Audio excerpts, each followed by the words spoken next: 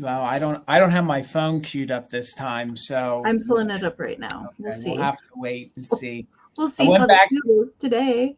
I went back and I watched the replay of us last week, and I thought it seemed really weird on the replay. Oh, we're on.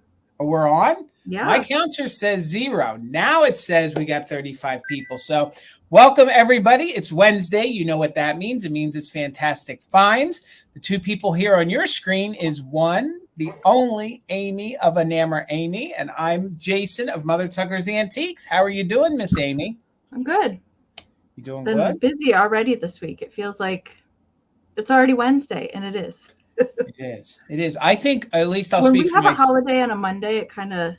Yeah, that's what I was going to say. I feel like I'm thrown off because Monday felt like Sunday. Now, yes. So, yeah, it's a whole thing. So, how was your little air flight? I saw you took a little it was pebble fun. jumper. It was really fun. Both my husband and I never been in a single engine plane before. Right.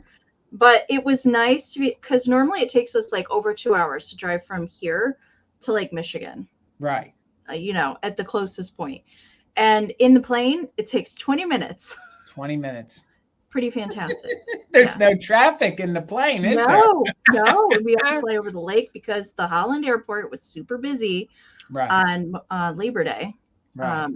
The beach was also packed with people. But we had to wait for traffic to clear in order to land. So we just had to keep doing circles around the lake shore, which is fine. So it was fun to see all the sailboats and everything from 3,500 feet. So, yeah. So my question is, which do you prefer now, a commercial airliner or the small little jumper? I have very bad motion sickness. Okay. And I didn't get sick or nauseous one time on the small plane. And I actually think the landing and the taking off was better than a big commercial jet. Okay. All right. I don't know. All right. I've always assumed I'm not a good flyer. I only flew twice in a commercial airliner, and I always assumed I'd be better off in a smaller one than a larger one. So I don't know if maybe I'd be better off in a small one. So guys, thank you so much for joining us. As you can tell behind me, I have some Halloween. We have 2 fun sales coming up. We'll both talk about our own, but Amie's doing one tomorrow night. I'm back with the Valentinos on Friday over on Instagram. So if you guys have been yearning to see the one, the only Bill of Garden Guy Bill sell, he will be hosting us over on Instagram. So make sure you guys are following all of them. I know there were some questions. Hopefully Bill will explain to you guys what he's doing sale-wise. So please make sure you're following him. And if you don't have an Instagram account, doggone it, make one and follow all of us. It's fun over there on Instagram. So, all right, but let's get into it, and we'll talk about all those other details in just a little bit. As we go live, the one, the only Karen G is our official mod and bid ender. As always, Karen, thank you so much. Our backup mod and bid ender is the one, the only Kim, also known as Desert Gal. Thank you, ladies, always for being so supportive and so helpful and being part of the mods here on Mother Tucker's and on other channels. So we'll jump into the hellos as quickly as we can. Amie will explain to us how the sale is going to work. We'll wrap up any other loose ends, and then we're going to jump into it. We got some epic kitsch here for you tonight. I have a few pieces that I'm really excited to see how the audience feels about them, because there's 1 or 2 that are really, really good that I really love. And Amie's got some epic shakers that I've been eyeballing. I got a lot of kitsch tonight. I'm heavy on the kitsch tonight. Since I saw her preview. So the first one in the chat is the one, the only Terry. How are you, Terry? It's so good to see you. Lisa, you beat him this week. You beat him in. So we got Lisa saying hello. And then we got William followed right behind her. William, I feel like you were the gentleman and you went ahead and said, I'm going to let Lisa say hello first. So it's good to see all of our friends here with us tonight. Hopefully you all had a good Labor Day weekend. There's our backup mod and bid ender, the one, the only Kim, also known as Desert Gal. Gang, make sure you're following her over on Vamp. She's hosting some sales coming up soon, and she is a Vamp seller over there. So, Kim, if you get an opportunity, please, now and throughout the evening, drop your links. So, folks, when you're done here with us, maybe you can head over and do some shopping over on the virtual antique marketplace. There she is, our official mod and bid ender, the one and only Karen G. Good to see you, Karen. Again, thank you so much for everything you do here in the community. You are a cornerstone for sure. Speaking of the one and only Vamp, there she is, Beth C. Vintage. Same name over there. Gang, give her a follow. She's a really great reseller, and she's active over there on Vamp. There she is, the one and only Cindy Lou, who thrifted treasures. It's good to see you, Cindy. I hope you are doing well this Wednesday evening. There's the one and only Phil checking in. Good to see you, Phil. I hope you're doing well, friend. Let's see who else is in here with us. There he is. I'm a snapping full. It's the one and only Gavin of Grady Grupo Vintage Recordings. Gang, please give him a follow. He has a really fun YouTube channel here. He plays music. He plays it on vinyl. And, of course, he plays that vinyl on a turntable. He's dropping all sorts of knowledge. He even does pop-ups. He does some live previews of music. He plays the whole entire album. So, please, when you're done here with us tonight, or even right now, if Karen G will drop his link in, please give him a follow. You will not be sorry. It's the same exact name over on Instagram, and he's doing a lot of content over there too. So please give our friend Gavin a follow. You won't be sorry. There's my mother, Linda, the one, the only Linda Hellman. Well, gang, my mother this week has a birthday. We will not be live when it is her birthday. So you know what, Mom? Happy birthday. You get a happy birthday bill. Pew, pew, pew, pew, pew, pew, pew. Happy birthday, Mom. It is a milestone. She is turning 21, believe it or not. I don't know how. It's a good age, Linda. It's a good age. I don't know how I'm my age and she's 21, but hey, whatever. Happy birthday, Mom, and happy 21st. I love you. There's the one, the only Shannon Farrar. It's good to see you, friend. I hope you're doing well. When I do that, I feel like it's a cold car trying to crank over and start. I don't do it as good as some other folks are good at doing it. So speaking of moms, there's the one, the only Mama Pam. I made her day, Amy. I found her last peanut butter glass. I don't know if she got a chance to tell you. No, I didn't know that. No, I haven't. Well, I talked to her early this morning, but no. Okay, well, if I mother, did not know about the peanut butter. The set is complete. Yes. If you ask Mother Tuckers for something, we do our best to come through. Pennsylvania is the capital of peanut butter glasses. Seems to be nowhere else that we go. So that and sour cream glasses. Lord have mercy, do we have them? So yes. Yeah, you do. How are you, Vintage Show and Tell? It's so good to see you. I hope you are doing well. Let's see who else is here with us tonight. There's the one, the only Laura of Circle 7 Farms. How are you? I hope you guys are all doing well. There she is, the one, the only Pamela Blanchard. Guys, please make sure you're following her here on YouTube. I'm sure you guys are, but Pam, it's good to see you. I hope you're doing well. And happy Wednesday. We got Celeste checking in tonight. How are you? It's so good to see you here with us. There's our friend Dawn, a fellow Pennsylvanian, checking in. There's Retro D. Good to see you, Retro D. Happy Wednesday, friend.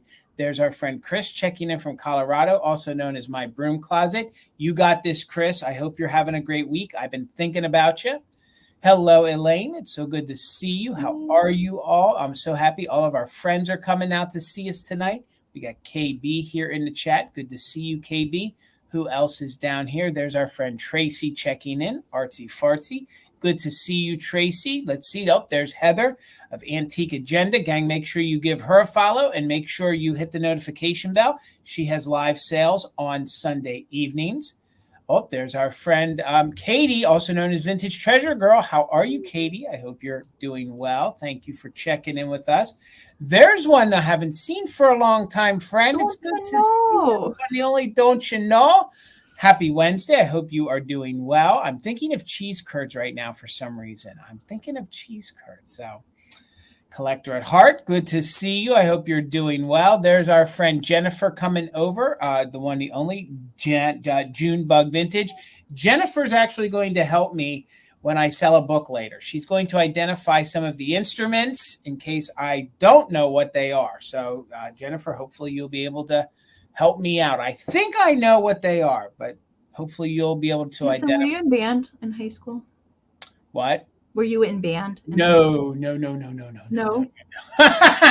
Jason didn't do a lot of extracurricular things in high school, except probably get in trouble. So, yeah, no. Were you in band, Amie? I was a true band geek. Yes, I played flute, oboe, and piccolo.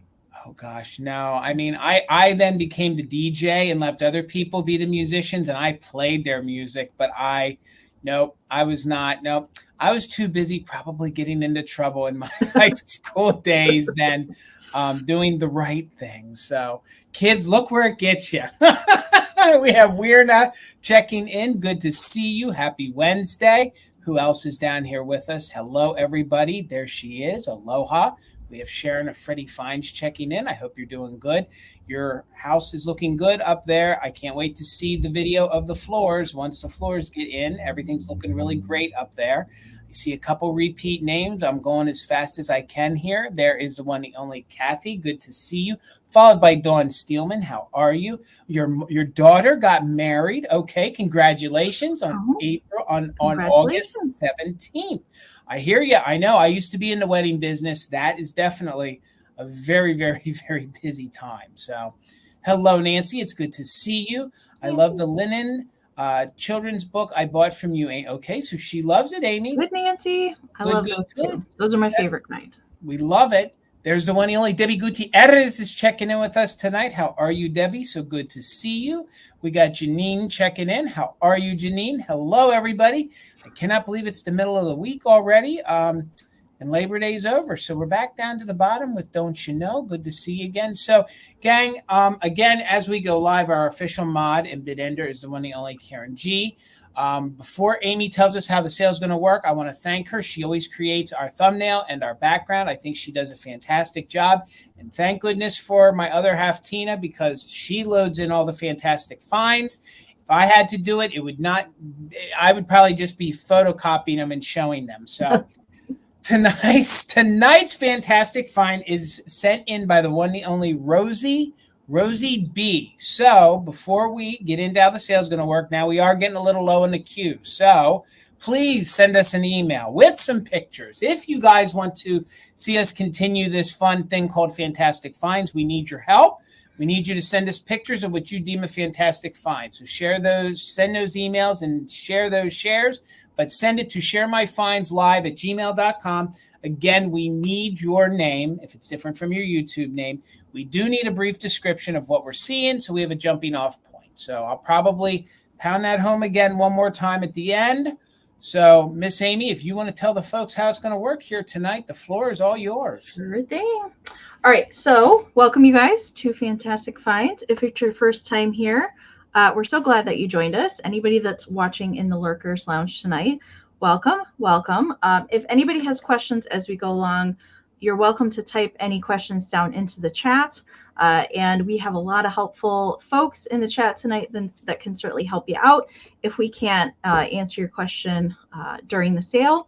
And you want to make sure you're in the best version of the chat possible. So make sure you're in live chat, all messages, and not top chat. If you're in top chat, and sometimes it'll kick you out, I don't know why, it will filter out some of the comments for you. You might miss a bid or somebody trying to say something to you. So always check and make sure you're in live chat, all messages. And then we do always have the lovely lag here on YouTube. And it has been getting progressively worse as the months go on. So we want to make sure that you guys have the best fair chance to get bids in there. So you want to make sure that you're if you plan to bid on anything you're watching on a mobile device, either a phone or a tablet are going to be a little bit faster option versus a computer for you. We do recommend that you guys refresh as often as possible. So you can either exit out of YouTube completely and then come back in. You also want to check that the red line down here at the bottom of the screen is all the way to the right as far as it can go. But the easiest way to beat the lag or give you guys the best possible option to work around the lag is the playback speed. So you can find that by tapping on the screen in the upper right hand corner. There's a little gear wheel icon. If you tap that, you can find playback speed and hit 2 times. If you're lagging behind it all, we're going to sound funny until you're caught up to the most current point. And you can also find that on the computer in the lower right corner, same kind of deal. Okay, So we are doing 16 rounds of goodies this evening, and they will be all auction style. So what that means is we'll give you the starting price. Jason will pin it up here on the screen. If you're interested in bidding on the item, all you have to do is type your bids down into the chat. You're welcome to pre-register if you think that you might want to buy anything tonight. You don't have to do that, but you can type your bids down in the chat. The highest bid that we see come in before the official bid end of the lovely Karen Gillette this evening will be the winner. We also do something here on Mother Tuckers called Just in Case, and here's how that will work. All that we ask to utilize the Just in Case is that you're an active bidder. What an active bidder is somebody that's put in at least one straight bid on the current item that we're showing. Then you're welcome to utilize the Just in Case during the countdown only. So what the just in case bid is the max amount that you're willing to pay for the item with the letters JIC next to it. You can type your JIC bid down into the chat during the countdown. And if your just in case is the highest before the bid end, we'll bid you up $1 over the next highest bid. But keep in mind, if there's multiple just in cases put into the chat, those will turn into regular bids. And if we don't see any bids come in for an item, instead of doing a recap at the end, we're doing something called countdown of interest. So as we're showing the item and we describe it to you, we get through all of that stuff. If we don't see any bids come in, we're still going to do a 20-second countdown. And that will be kind of your last chance to get any bids in there before the bid end, because we won't be bringing it back at the end. So no recap. We're doing countdown of interest. Okay, so keep that in mind. And because the lag is so bad, you guys, and we talk about this pretty much every week, that don't wait to put in bids or just in cases. Try and get those in there. I know like a lot of people try and learn the lag as the sale goes on, but it's really difficult to do that nowadays. So you can't wait to the last minute to put something in there, and you likely will come in after the bid end if you wait too long. So get them in early, especially if it's something that you really want. Don't wait to put in the just in cases. We want you guys to have the best shot possible to try and get anything that you're interested in. All right. So if you win an item tonight, we do need some information from you. We need your YouTube screen name, your real name, your full shipping address, and an email that we can send your PayPal invoice to. Jason and I both send invoices in PayPal only, but if you don't have PayPal, that's okay. Send us an email with all that same information and let us know that you want to check out as a guest. When we send our invoices out, we can send you a direct link to your invoice. You can check out with any debit, credit, Venmo, PayPal, or Apple Pay. And our emails are right here on the screen. You're welcome to take a screenshot if you need to come back to that later. Jason's also put all of that information down in the description of the video. He's also pinned our emails up at the top of the chat. And I know that our lovely mod squad does a great job putting them in there throughout the sale as well. So it's pretty easy to find all of that information. As far as packing and shipping goes, keep in mind that any one items tonight, shipping is additional. It's not included in the winning bid price. But we both utilize Pirate Ship to get you guys the discounted rates on shipping. So we get a savings versus retail pricing. So we pass that directly on to you guys. It's much, much cheaper than going directly to the post office. So you guys pay the same thing that we do, but it's definitely a deep discount every time.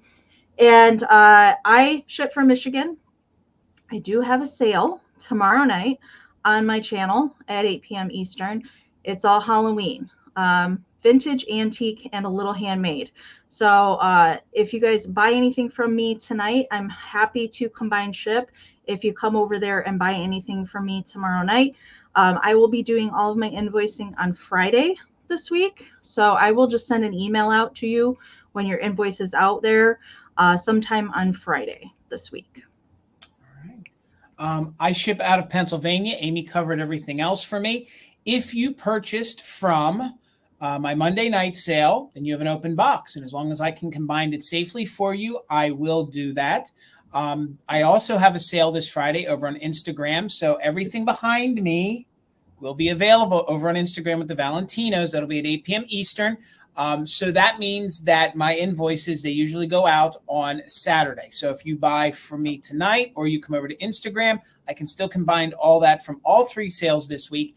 If for some reason something can't fit in the box, then you might get multiple boxes, because our goal is to get the items to you safely. Okay. So those invoices for me this week, they will go out Saturday. And I think that's pretty much it. Oh, I offer free pickup at the brick and mortar. If you guys are in central Pennsylvania and you want to come support 35 small businesses underneath one roof, come on out to Mother Tucker's. I'm sure my dealers would be very happy for you to come see their booths and shop from them. So please do so if you are in the area. And if you want to pick the item up at the shop, just let us know through email. And we won't, of course, invoice you for the shipping. We will wait until you pay your invoice, and then we'll communicate via email on when and how you want to pick it up at the shop. So I think that's pretty much everything. I know we got some rounds of vintage. We have some friends that jumped in, so let's quickly say hello to them, and then we'll get started. So Miss Whittle One, it's so good to see you. I hope you are doing well, friend. Hello, Brad, checking in. Good to see you, Brad. I think I saw 1 or 2 other names. Hello, Patty. Good to see you. And I feel like that was everybody that I missed. If I missed you, I'm sorry. It was not intentional. I'll probably say hello to you 2 times in a future sale. So let's get it. Oh, hello, Berkeley girls checking in. How are you? I see Rosie Clover. Your mother wants you to show your stickers. Oh, okay. All right, Mom. Thank you. Okay, guys. I will make myself big for a second. And then, Amy, do you have your stickers on hand? Do you want to show I just have 2 of them. I don't have my 3rd one up here, but yeah, okay. I can. All right. If anybody is interested in one of my Mother Tucker's stickers, we finally do have merch. We have other merch that's on its way. It's actually being processed and manufactured as we speak. My stickers are $5 each. So if anybody is interested in a Mother Tucker sticker, they are high quality. Please just claim sticker in the chat right now. That way I see you. If you want to add it on after your purchase, please make sure you let us know in an email, and we can do so. So they are $5 each, and they're very high quality. So thank you guys so much. And Miss Amy, the floor is yours. And Shannon, it's just me. It's just a solo sale tomorrow. Yes. I think I have 18 rounds, but I might have maybe a couple more, depending on if I can finish my other handmade stuff. My stickers that I have up here, I need to bring one of my Pixie riding the deer, but I have good old faithful yellow winking kitty, meow meow, or I have the Halloween meow meow. So those are the 2 that I have up here to show you. I do have a deer with a giant pixie writing on the back of it. Those are the 3 designs that I have currently. I'm working on some new Christmas ones, and mine are $3 each. If you want one, just let me know down in the chat, or you can email me too. Thank you. And I got you, Audrey. Thank you so much. All right, Miss Amy, if you just want to go ahead, we'll just get started. Okay, $10, Jason. Okay. All right. Speaking of meow meow, we're going to start with some kitties tonight. I do have these darling little kitties, and I thought that they were quite dapper in their little bow ties. And these are salt and pepper shakers. So let me get them on the board, and we'll get them over here. There we go. And these guys are in really good shape. So they're just kind of like little tabby cats. And they do have cold painted bow ties around both of their necks, and the cold paint's in excellent condition. There's not really any scratching even on any of it. And then they have little green eyes. They do both have cork stoppers and Blue Japan stickers there on the bottom. There are no chips to either one of them, but they do have some crazing present. These are probably tail end of 40s, early 50s. Salt and pepper shakers. So they do have crazing in the glaze, but there's no chips or feet repairs or anything like that. But I like that they did them in different poses, as cats normally are. This would be the loaf pose, and this would be the I want to annoy you pose with the paw up in the air. So the loaf cat is 2.5 by 2. And the one that is standing is 2 3/4 by 2.5. So they're not super large shakers. And of course, I like to use shakers all around my house. I've got shakers in my bathroom, shakers in my laundry room, because they make pretty cute figurines. You know, you don't have to use them as salt and pepper shakers, but they do have corks, so you can still use these guys if you want. Standing one has the 3 holes, and loaf has the 2. So cute. I love their bow ties. I know. Actually, the cold paint is pretty fantastic. Very bright. They're very good shape. All right. I see Miss Shannon just popped in there with a 10. Thank you so much. And I brought these tonight because I thought that I do have a lot of critters that have bow ties tonight, but that's not why I brought them. I thought that they would be cute for fall, cute for maybe into Halloween, and definitely with their bow ties, they would work for Christmas too. So multi-purpose kitties. All right. Let's count these down. Shannon's in at 10. So we're looking for 11 or more. 20, 19, 18, 17, 16, 15, 14, 13, 12, 11, 10, 9, 8, 7, 6, 5, 4, 3, 2, 1. Meow, meow. Bid end. Dusty Moose in the house. Dusty Marie Moose. Excuse me. Let me use the proper middle name there. William gave us all middle names in Ariana's chat last night. Gotcha. All right. There is the bid end from Karen. Thank you so much. All right. So Shannon did put in a just in case of 15, but Dana had a just in case of 17. So Dana, these are yours for 16. Thank you so much. All right, guys. My first item is going to start at $18, okay? If you remember, I have been selling off a collection of books that I purchased from a woman who must have collected them, kept them her whole entire life, okay? Last week, I had one of these in blue. So I started rifling through the boxes, and I thought this was a book for the longest time. Well, if you missed out last week, here's your other opportunity. This one is different than last week's. So this is going to start at the same price as last week's. It's $18. This one is green, and it is the Kittens and Puppies. It's children's writing paper, okay? I believe this is probably from the 1940s. This background is even different than the other one. You can see there is a little bit of wear there. You have these very, like, out of the 30s looking, but 1940s flowers on the back, and it's chock full of vintage paper that the children never used, okay? So you can see here this book opens up. That's pretty similar to last week's. Some of the envelopes do have discoloration, but you do get a stack of unused notebook paper, okay? So we're going to show it to you. The book, when it's closed, measures about 7.5 by 5. So 7.5 by 5. And let me, truth be told, I can't imagine that many of these survived. I'm amazed that they kept 2 of them. And these are both different. So these little animals are super kitschy. Look at those large bows. You have the fun little ball. And again, that book measures 7.5 by 5. Okay. So some of the papers have not been used. They are slightly discolored though. So one of the little unused line papers you get is cute little doggy friend. And that says to you.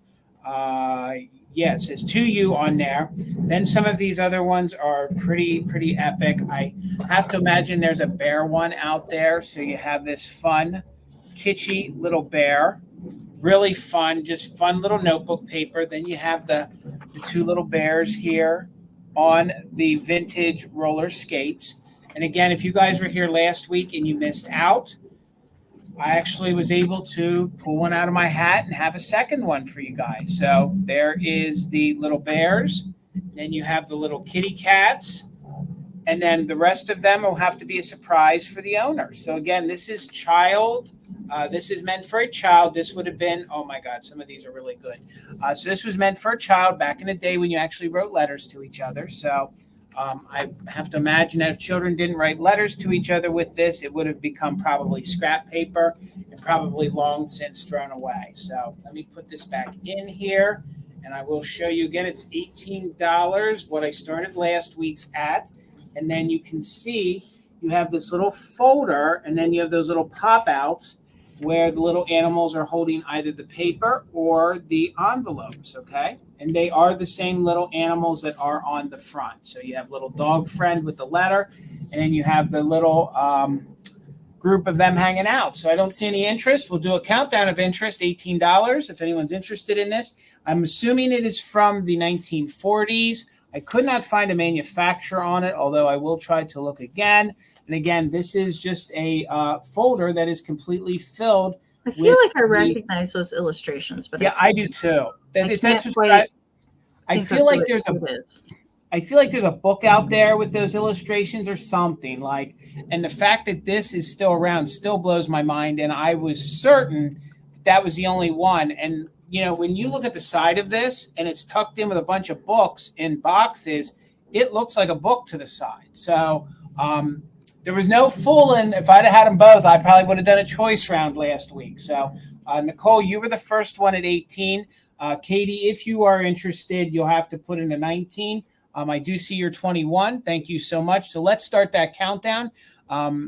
We're doing just in case if you're an active bidder. So now 22 or more, 20, 19, 18, 17, 16, 15, 14, 13, 12, 11, 10, 9, 8, 7, 6, 5, 4, 3, 2, 1. Bid end. No smells, no mildew, no must, just slight discoloration because it is paper. And some of the envelopes did kind of yellow a little bit, but the paper itself is in really good condition. So there is our bid end. Thank you so much, Karen G.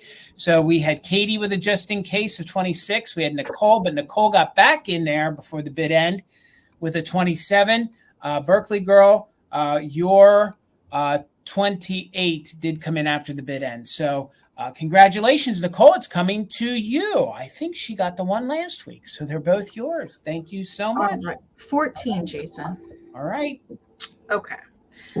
If you guys like the books I had last week, I brought 2 more for tonight, but they're not going to be a choice. I have split them up because they're different publishers, totally different kind of. Last time they were all the same kind of publisher. So this one is the 5 Little Pussycats. I have had this book before. Oh my gosh, the illustrations in here. This one is a Whitman publishing. Now it does have writing right here, October 1943. And what I figured out from all the other ones that I purchased was that's when they were gifted to whoever had the books. But the publishing date on this one is 1942. So it was published 1942, but gifted 1943. And it is linen-like, so it does have that texture to it, meant to mimic fabric. But let's open it up. Oh my goodness. It's just so cute. I can't. It's a very different kind of illustration style, very colorful and lots of patterns and things going on, but really cute. So the little story goes along the bottom of the book, and it is really chock full of cuteness. So there is the next one. I love this one where they're climbing in the little flower tree with the birds and all their little gingham and polka dot dresses. So cute. Now they're getting ready for bed here in this one. I do want to show you all the pages. The pages are in good shape. Not really any like major wear or tearing or anything. Now they're working on their housework duties there, looks like. Now there's Garden Guy Bill in his overalls. They're working in the garden. Those colors are so vibrant. There's a beehive back here in the back. Looks like they're getting attacked by bees. That's what it looks like to me. Oh my, something happened. Probably all the bees. And now they're fishing. I love this spread here where they're in the fishing, and you can see that, the kittens get into trouble a lot in this book. And really cute here. Looks like they're singing. Now they're on a little picnic. And these are the last 2 here. I love how they did all the little china and things on the top of the fireplace. They're having supper and then headed up to bed. And there is the back cover. That is really cute as well.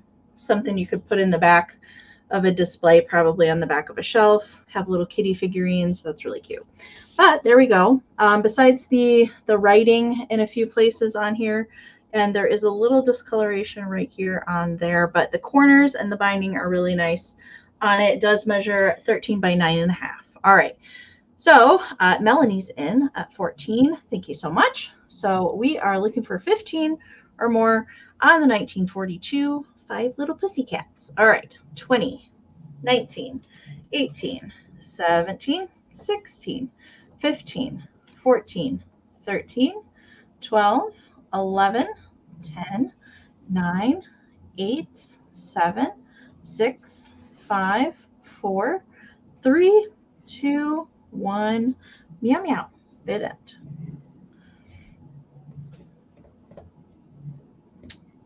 They're all coming in now at once. The lag is real, you guys. The lag is real. It always is. Ooh. All right. There's the bid end from Karen.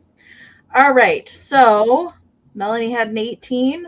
Nikki had it just in case, a 17. But Celeste snuck in there with a 19 right before Karen's bid end. So Celeste, for 19, congratulations. And I don't believe you've ever purchased from me before, so do make sure and email me so I can get your book to you. Congratulations on your first purchase. Thank you so much. All right, guys. Okay, she says she sent it to you, Miss Amy. Okay, gotcha. Right. My next item is going to start at $22, and I have never had one of these ever for sale before. Now, there looks like there's a little flea bite right here on the wing tip, okay? But truth be told, if you look really close, it just looks like they missed the glaze. So I take it some of these boy angels are a little tougher to find. This one is your September pal. He has his little apple in hand, and he even says that he's your September pal down here on the bottom. So $22 if anybody's interested in him. He's a nice size. He's about 4 inches tall by about 2 inches wide. So he's not as large as those Napco, girl angels that we offer up. They actually made, a partner for him, a little girl, and then you can also get the little boy. So you can have a boy and a girl. I'd say they're about shaker size, okay? So his wings are in very good condition. Now, remember, I told you the one little tip here has a little nip on it. Doesn't really want to show, but there you can just sort of see it right there. In the light, it just looks like it isn't glazed, all right? So the halo is in really good condition, has lots of its gold remaining on it.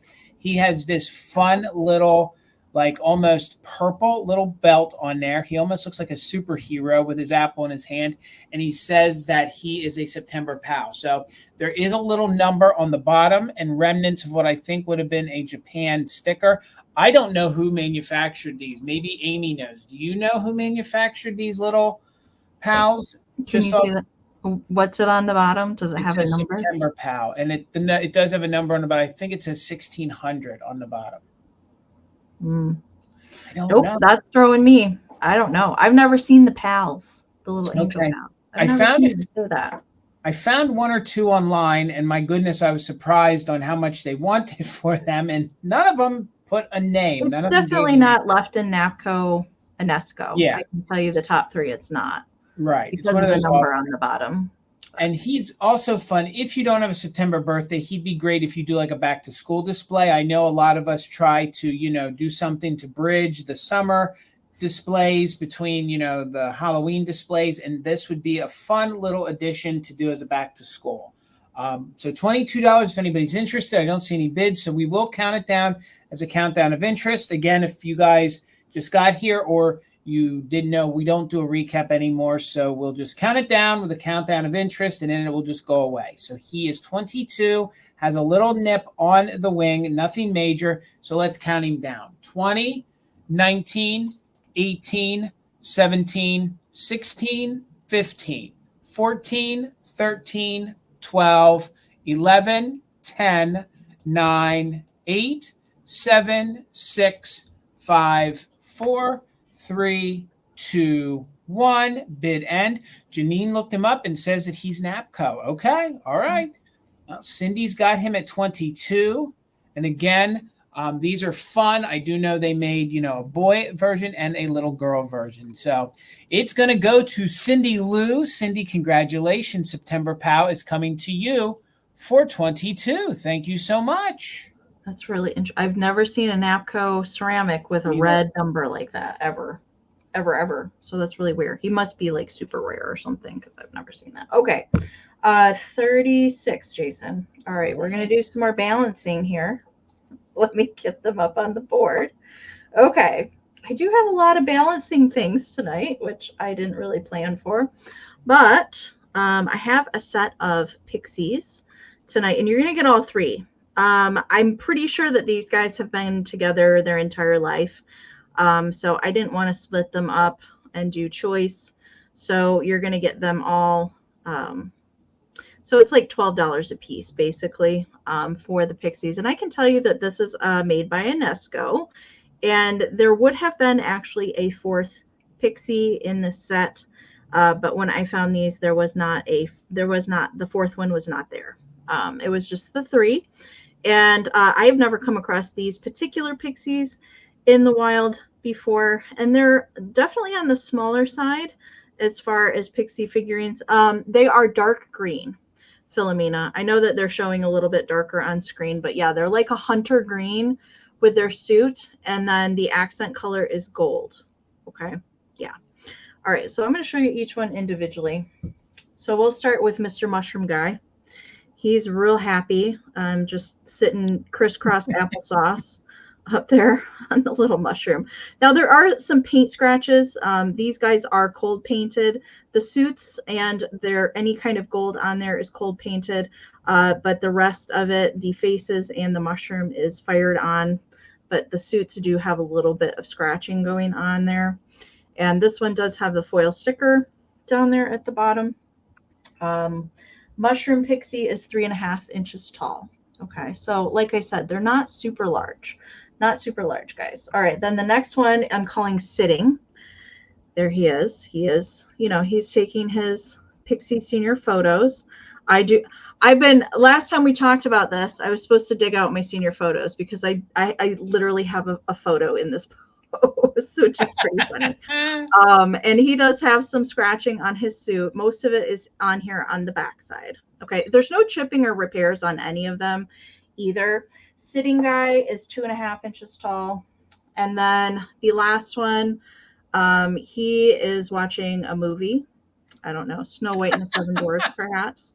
That's what it looks like to me, like he's sitting on the floor watching a movie. He is called Lay, and he's 2.25 inches tall. And again, there's some paint scratching, but not too terrible. So the only one that has the foil sticker still intact is the mushroom. Okay, so you're gonna get all three together. They're Pixie brothers, and they need to stay together, right? All right, so let's do the countdown. So now would be a good time to put in any final bids and just in cases. Dana's got the high bid right now at 47.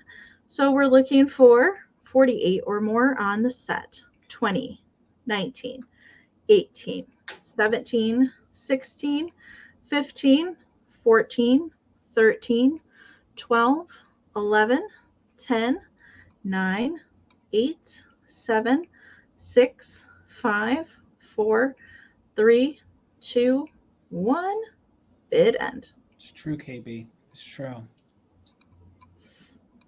This is a little gang of no good. Mischief. No good. Yep. No good. It's all over their faces. It is. Especially the one that is sitting with his eyebrows kind of raised. Uh-huh. All right. There's a bid end from Karen. Thank you so much. All right. Right before Karen's bid end, Philomena, these Pixies get to come all the way over to you. Congratulations. Thank you so much. All right, guys. I'm going to switch it over, and I have some glass this evening. So my next item is going to start at $24, okay? Not sure the exact age of this. I believe this could be 70s or 80s, but I don't know for sure. That's my best guess. If you guys are familiar with an artist, her name was Mary Gregory. She made these very highly detailed silhouettes, usually of young children, and You found them in prints. You also found it that she would, work with different glass companies, and then she would detail the glass. And then I'm not sure if it would have been sold through her, or then said manufacturer, like for example, Fenton, then would sell them. So $24. This is a small little trinket box. The only thing that I can tell you, the condition issue is some of the gold gilding here has worn off. Okay, so you can sort of see when we go around, it kind of disappears and it comes back. All right, but these are very collectible, especially the pink ones. They did make a lot of different colors, but the pink one and the cobalt seem to be the most popular. Okay, so if you guys want to do some research, you will see how collectible these can be. So I believe it is a young girl. It looks like she's walking through like a misty meadow.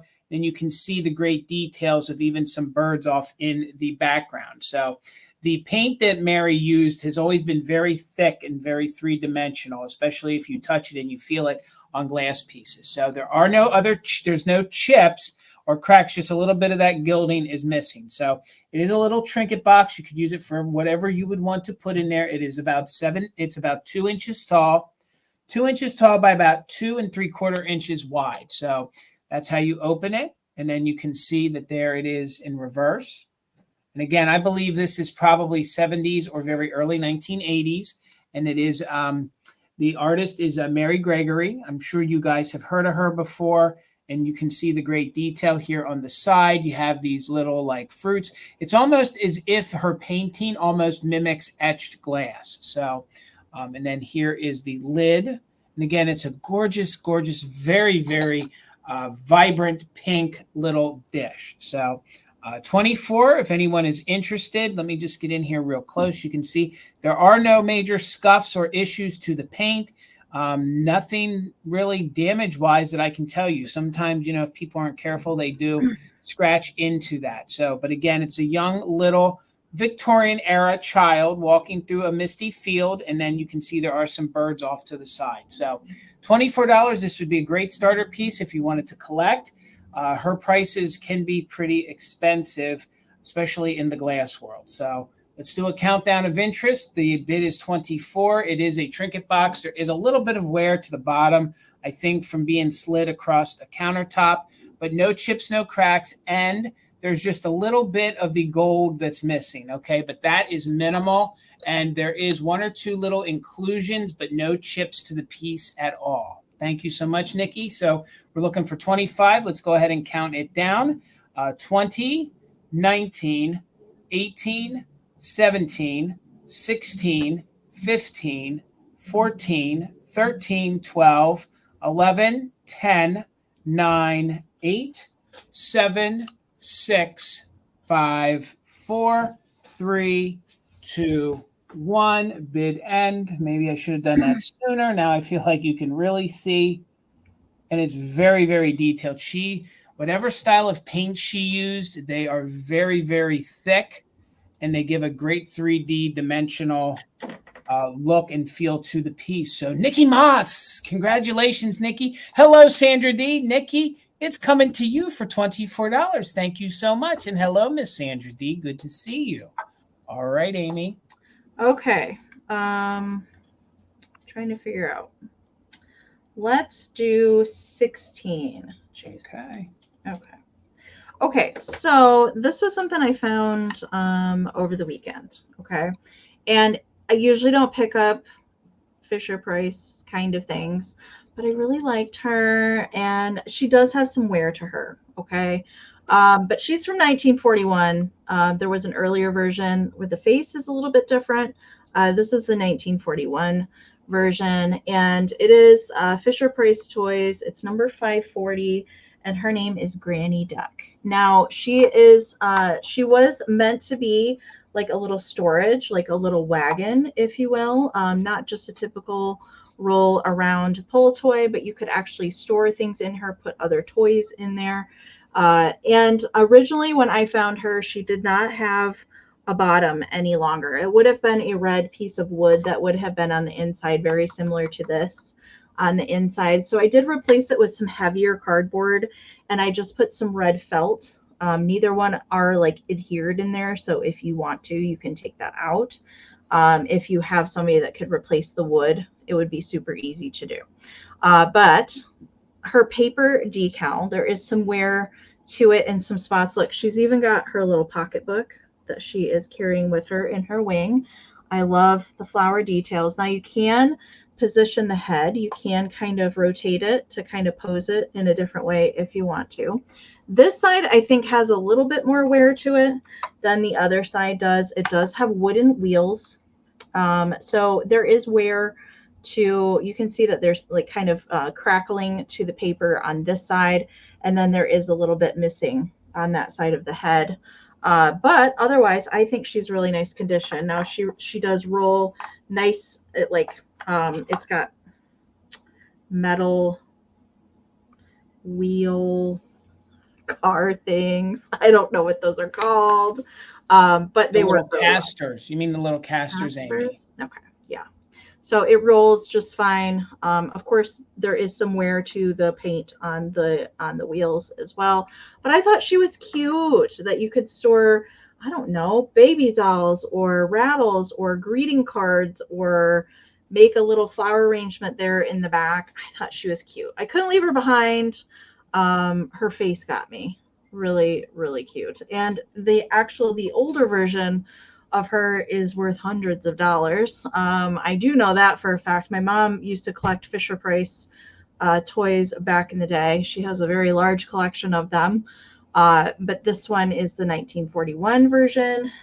Measurement for her, she's pretty large. She's 9 inches long, and she is also 9 inches tall and about 5 inches in the width there. So I'm going to do a countdown of interests of her. If anybody is interested and wants to jump in there, she is at 16. So we're going to count her down. Again, 1941, Fisher-Price, Granny Duck, 20, 19, 18, 17, 16, 15, 14, 13, 12, 11, 10, 9, 8, 7, 6, 5, 4, 3, 2, 1, bid end. Gosh, the face is so good on this cute little duck.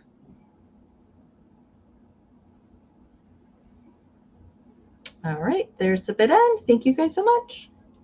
All right, gang, $22. And I have a piece that I hadn't had for a good long time, and I figured maybe she would find a home with you guys. I believe she's probably from the 1930s. I don't know that the face is German. I can't see that it's written German anywhere on the neck, but it is very, very high detailed for the porcelain head. So you can see it has this very 30s looking kind of Gibson flapper girl kind of face, and I believe she is a pin cushion. Okay, so the fabric is sort of like a silk style fabric. She's in overall very good condition.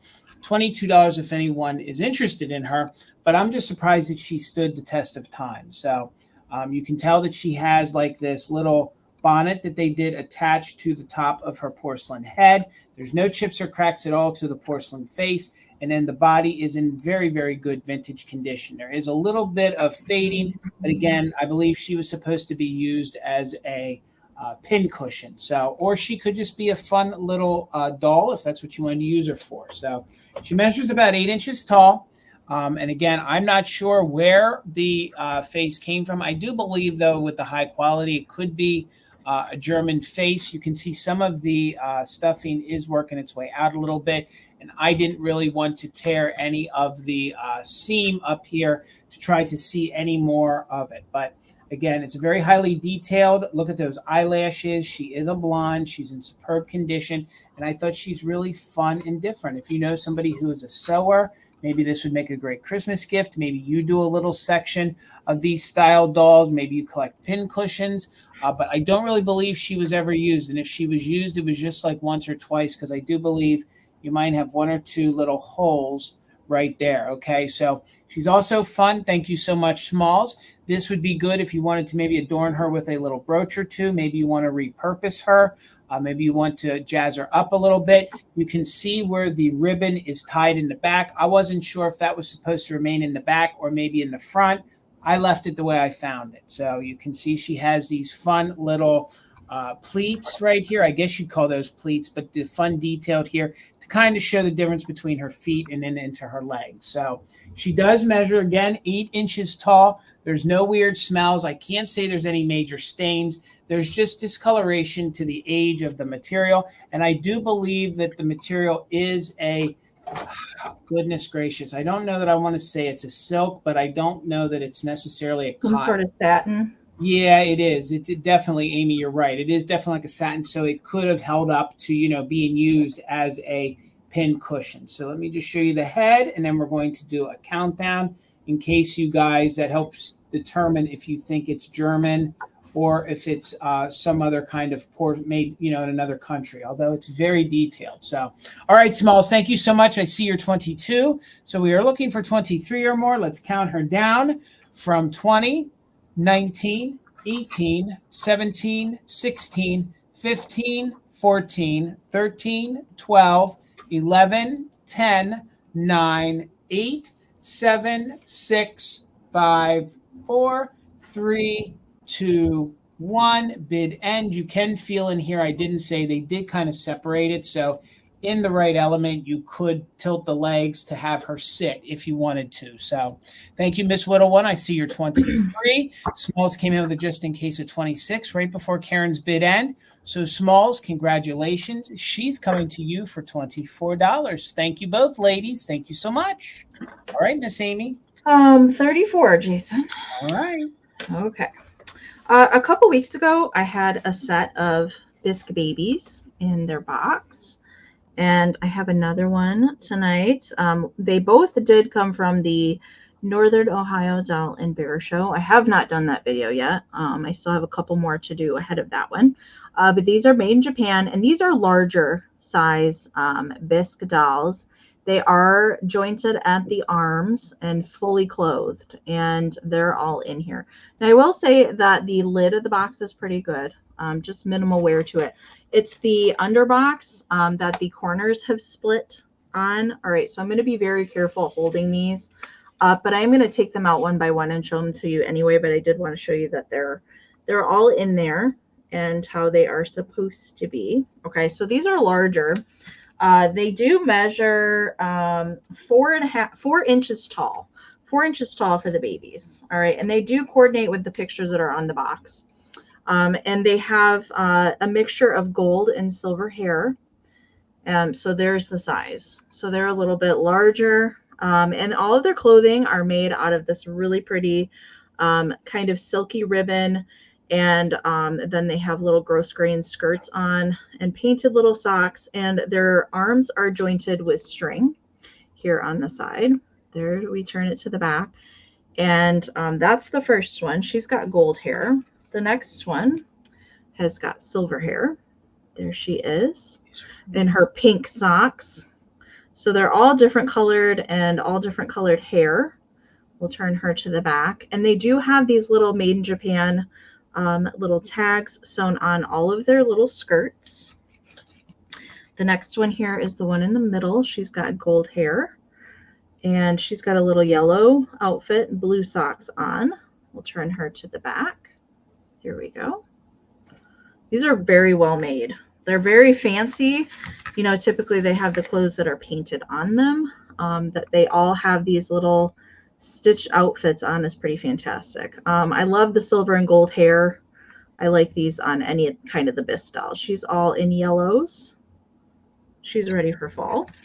I don't know that I've ever seen them with those color hair before, Amy. This is so neat. And the last one here has the gold hair. She is dressed, her little skirt is pink, a little bit of yellow, and then green socks. There's the back of her. So there's a few spots of paint wear on a couple of them, and all the little dividers have fallen down in the box. So I'm probably not going to be able to tip them very much. I don't want them to fall out of there, but they are all in there. And they're from Japan. I believe they're early 1900s, probably 1920s, 1930s on these. All really nice condition, but the box graphics are kind of a bonus. How I kind of had them in my preview is I kind of had the box lid kind of up and displayed with the babies like that. So that's how we'll count them down. I see Celeste is in at 35. Thank you so much. And we're looking for 36 or more. Let's count them down. Sandra D's in at 37. So we're looking for 38 or more. 20, 19, 18, 17, 16, 15, 14, 13, 12, 11, 10, 9, 8, 7, 6, 5, 4, 3, 2, 1. Bid end. Hi, Noelle. These would be fun in a silver and gold Christmas display. Put them They in with would some be. Starburst Yeah. trees.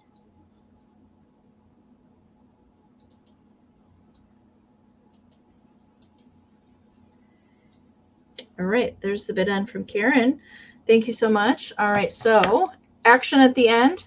Sandra had a 48. Celeste, just in case, a 53, but Noelle had a just in case of 115. So Noelle for 54. These are coming to you. Thank you so very much. All righty, guys. This is probably one of my favorite pieces of this evening, and it's going to start at just $24. But before you bid, there is a condition issue. Usually I'd be telling you that there was a neck repair on this, but there is none. Couldn't let it behind just because it has a chip here on the back of the ear, okay? But I have to tell you that for display purposes, I think that's at the best part because you are probably going to display it from the front. Was that the planter that was peeking out of the back of your trunk Yes. at Southside Pickers? Yeah. I've never seen that planter. This Chicago, it is Chicago, and it has its stamp sticker. It drove all the way from South State College, all the way up to Du Bois, all the way back down here to my house, and it has been with me since. So it is super kitschy. It is super cute. Nicole, thank you. I see you're 24. Note that it does have the chip on the back of the ear. Okay, if you guys are so maybe inclined or crafty, you could paint that and cover it up. But I have to tell you that bless its kitschy heart, this is one of the most kitschiest figural giraffe planters I have ever found in my life, okay? It was used because when I bought it, I don't think it had been used prior, but they were selling it that it had Sherry, thank you. I see you're 25. It actually had succulents in it. So I did my best to clean all that out because who puts a plant in a planter? And then I don't think it was ever used before that. Look at the sticker. It still has the Yuko sticker there on the bottom. It is a nice, large figural planter. It comes in at, I can talk that because Bill's not here. That's why I was snickering and laughing because Bill wasn't here. So it measures 11 inches tall, and it's about 5.5 inches wide. Okay. Other than that chip, it just has some minimal crazing, but it is this fun figural planter. And look at that little face. You cannot look. Kitsch brings out the best in people because it's going to make you feel good when you see it. Truth be told, you cannot have a bad day if you look at that cute little face. So I did see this version a long time ago. I think they did it in the polka dot version with a different style of face. But it's just so doggone cute. Look at those eyelashes. No other chips, no other damage. It was used just for a hot minute, but just note that it does have that chip on the ear. And there's how it displays from the front, and there's how it displays from the side, just so you guys know what you're looking at. It literally just started to even hit the front of the piece. So it is Yuko again. There is the sticker. No damage to any of the legs, no damage to the neck, and it is this gorgeous, huge, 11-inch tall Yuko giraffe planter of kitschy goodness. So in there you can even see the way they did the tail, and there's no damage there. But super cute, super fun. I think it speaks more as a little figure, as a larger figurine than it does really a planter. So we are in right now with Sherry at 25. So we are looking for 26 or more. And gang, remember, active bidders, you can use it just in case. So let's count him down from 20, 19, 18, 17, 16, 15, 14, 13, 12, 11, 10, 9, 8, 7, 6, 5, 4, 3, 2, 1. Bid end. We have a just in case. And this is super good, gang. I'll tell you, this is, if I had the room, I would be keeping this guy. I really love him. He is really, really good. He is fun. So there's our bid end. Nicole had a just in case of 100. Sherry came in with a just in case of 150. So Sherry, congratulations. The Kitschy planter is yours for 101. Thank you both so much for the bids and congratulations. Awesome. Okay. My next round's going to start at 18, Jason. Okay. I was just trying to go through here and mark some of my favorite pages in here, so we won't be here forever. Gotcha. But I haven't had a good fairy book in a long time. Good. This one I found, I think, last week. I'm not sure. But this one is the Friendly Fairies. Now it does have some wear. I'm going to be very upfront with you. You can see how the binding condition is. There are some wear to some of the pages on the inside, but it's pretty fantastic. And Johnny Gruel, if you're not familiar, is the writer and illustrator for all of the Raggedy Ann and Andy books. Okay, so it does say that on the inside cover, and I will show that in a second. But I wanted to show you this inside. The inside and back cover of these are pretty fantastic. Look at the little bugs up here. But then we've got all of the characters in the book and the little tree house up here in the corner. There is some writing. So it was gifted in 1926. This publishing date on this is 1919. So it is an antique book. Let me flip to the page here. Okay, so here we've got the Friendly Fairies, written and illustrated by Johnny Gruel, author of My Very Own Fairy Stories, Raggedy Ann, etc. Okay, now there is some wear in here. There is some bending. There's a little separation here. There is another fairy book that he wrote previous to this one. So there's all sorts of different stories that go throughout here. It's not just fairies, but definitely very fun, like woodland folk stories that go through here. So I'm going to skip ahead and show you a few of my favorite illustrations. Of course, I love this one with the little gnomes and the deer peeking on. There is some wear in here. I've tried to mark some of them so that we can get through here. I love this one. This particular illustration would be great for Halloween. You can see her down at the bottom. Good. And her name is Old Witchy Cross Patch. Look at the black cat right in there on the back and the little pixie sitting on the bed. Of course, if you like Elizabeth Gordon, that I have brought some of her books before, you're going to love this book. It's Mom and I looked through it on Saturday, the whole entire thing. And there's really cool illustrations in here. Here's a fairy circle where they're all kind of dancing together. A double spread there in the center. Again, this is from 1919. I think there's a lot of creative stuff in here. This one we really liked, the old rough stone and the gnarled tree. I'm going to try and get it to focus and see if you can you see that the rock has a face in it? Oh yeah, it does. Yeah. So there's a lot of anthropomorphic kind of stuff in here too. Flipping forward, How Johnny Cricket Saw Santa Claus is a cool story. There is a tear on this next page, right? I don't want to tear it any further, but right in here, there is another tear right there. And that is the Santa Claus story. So on this page right here, there is a tear. I just want to show you a couple more things and then we'll count it down.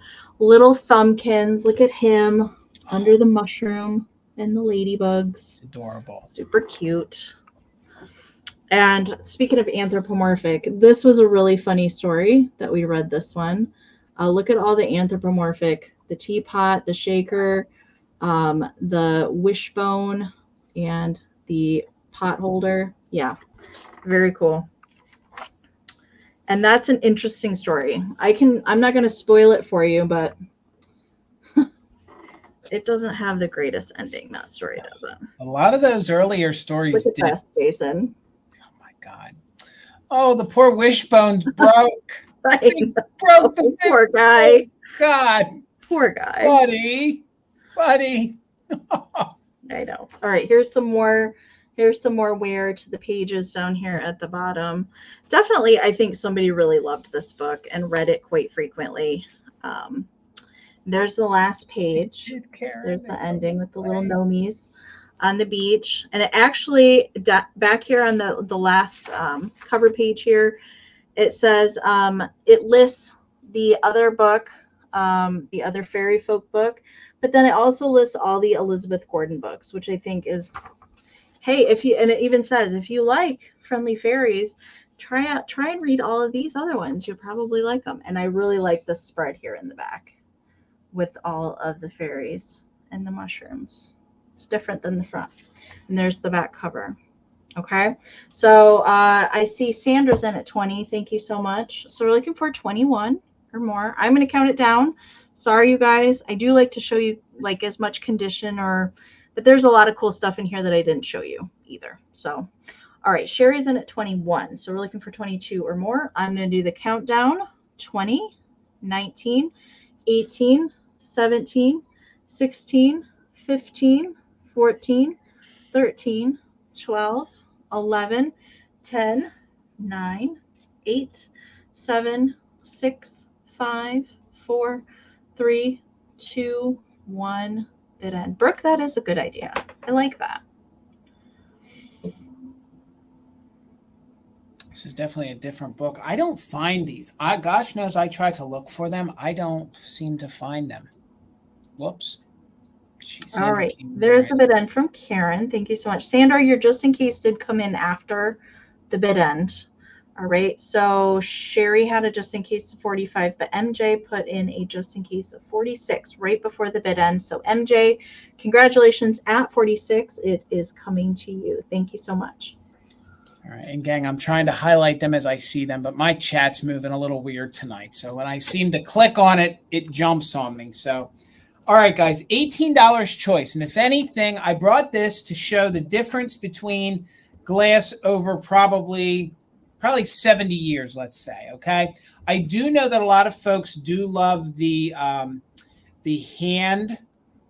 pieces, and I just noticed there is a condition issue to this one. So, do I have the other one over there? You know what? I'm going to switch gears, and I'm going to bring something else and switch these out. Amy, just bear with me. I didn't realize that had damage. So let me cue up something else really quick. We're going to bring this. Sorry, guys. I think I have another one on my shelf. So this was going to start. Bear with me here. Paste that at $18. I'm going to bring my other piece of milk glass. That's going to start at $18. It's not going to be choice. So this is Westmoreland, and this is a little owl. I love the owl. I do too. He's a little toothpick holder. You can see that this is one that still retains some of its paint. That's not a chip on his beak. That's just years of being used as a toothpick holder, and he just has a little bit of wear right there. So let me get myself resituated here. I didn't realize that one of my praying hands there had a chip on it. So he is about 3 inches tall, and he is about 2.5 inches wide. And I didn't check. Sometimes this early milk glass glows. No, it just kind of glows a little bit of purple underneath the blanket. So he would be fun for you to put into your fall displays. Owls are definitely fun. And again, I do believe he's Westmoreland. And if I can get the light to catch, you can faintly see the Westmoreland. Oh, it doesn't want to show. Is right there in the center, I believe so. So again, he is in really, really good condition. He's really fun. Great detail. He looks like he's about to take flight. And I don't know the back. Yeah, they just kind of bumped that out a little bit so he would be a toothpick holder. A lot of these older molds, they were really meant to be match holders, and then later, since we don't use matches for everything like they did back then, they would then just call these toothpick holders. So he is meant to be painted. I have seen these painted before. I don't believe that was a hobbyist. I believe that's the way he came. He has just a little bit of his black paint on the beak still. But again, going into Halloween and fall, I always think that's the time to bring out your owls and different things of that nature. So just $18 if anybody's interested in him. I do believe he's older Westmoreland. They did make this for a good long time, and just from the feel of the milk glass and the way it looks, I believe he's probably one of the earlier versions, one of the earlier generations of this guy. So let me get in there so you guys can see there is great detail. You can't, it's getting a little washed out. Let me put my black paper behind it so you guys can see. They did detail some feathers on him. You can see the wings, but they did detail the breast area on him with a lot of feather details. No chips, no cracks to him, but I'm not seeing any interest. That's okay. Let's go ahead and count him down anyway to see if anyone's interested. Remember, gang, we won't be doing a recap, and then I'll go grab my other milk glass piece while Amie sells. So $18, let's do a countdown. 20, 19, 18, 17, 16, 15, 14, 13, 12, 11, 10, 9, 8, 7, 6, 5, 4, 3, 2, 1. Bid end. Again, I feel like he's getting really blown out in my light, but he is very highly detailed. And they did make these in different colors, so you could collect other colors if you want to. But not seeing any interest, that's okay. I kind of threw my rhythm off when I found the piece was damaged. So let me go switch that around, but I'll get you started, Amie, and then I'll be right back. All right, 28, Jason. All right. All right. I do have a small planter for my next round, and it's another pixie kind of planter. And these ones, I think I've only ever found one other, and it's a different variation from this one that I have. And this is made by Acme Japan. If you guys remember the little bug pixies, and sometimes they're in front of a tree stump as well. Same maker as those, but this is, it's stamped made in Japan. They're on the bottom, but it's made by Acme Japan is the manufacturer. And I don't know, hopefully it's coming across. Can you see that the tree has a face in it? Isn't that cool? So there is a series of 4 that I have seen, different faces carved into the tree, different colored little mushroom hat pixies here on the side. I wish my camera would focus. It's really not at all focusing. Let me try a piece of paper here so we can see the detail. Usually that helps. I don't know, my camera just doesn't want to work today. Amie, he looks like he doesn't have any teeth. Yeah, I know. It's like, it reminds me of Grandma Willow from Pocahontas. That's what it reminds me of. But anyways, so little pixie friend is just kind of hanging out. There we go, in the tree. And he's got this cool kind of mushroom spotty hat on. And the polka dots and the suit there and the eyes are cold painted. Everything else is fired on there, but I love that. It's like an angry tree. I really, really like how they sculpted that. And the other ones in this area are just as fun. But there's no chipping to him. There is a hairline. I wanted to note right down in here. It kind of carries up a little bit, but it doesn't go all the way through. But you can kind of see the line there on the bottom. But it is just a hairline. But it's not really, I can't feel it with my finger or anything like that. So I think it's probably been there a very long time. I could not get my hand down in there. I did my best to try and clean it a little bit in there. I do believe there probably was the plant in there at one point in its life. But there's no chipping around the rim or anything like that. It is a smaller planter. Hi, Mary. It does measure, it's a little, like just a smidge under 4 inches tall. So it's not super large, and like there's a highlighter for size. It's good. So it's definitely on the smaller size as the planter goes. I think it would be fun with some moss or something coming out of the top of the tree. I think that would look really cool. All right, I see Blueberry Barn is in at 29 and Sandro is in at 28. Thank you so much. So we're looking for 30 or more. Let's count it down. 20, 19, 18, 17, 16, 15, 14, 13, 12, 11, 10, 9, 8, 7, 6, 5, 4, 3, 2, 1. Bid end. Gosh, I love the fact that they gave the tree trunk a face. You know, they didn't have to. They didn't have to. Nope. And There actually are some that are just plain trees. Yes. Same kind of similar style, but no face. I like that they did that. Also, I was thinking creepy for Halloween, maybe if you wanted to put a pixie in there. All right. There's the bid end from Karen.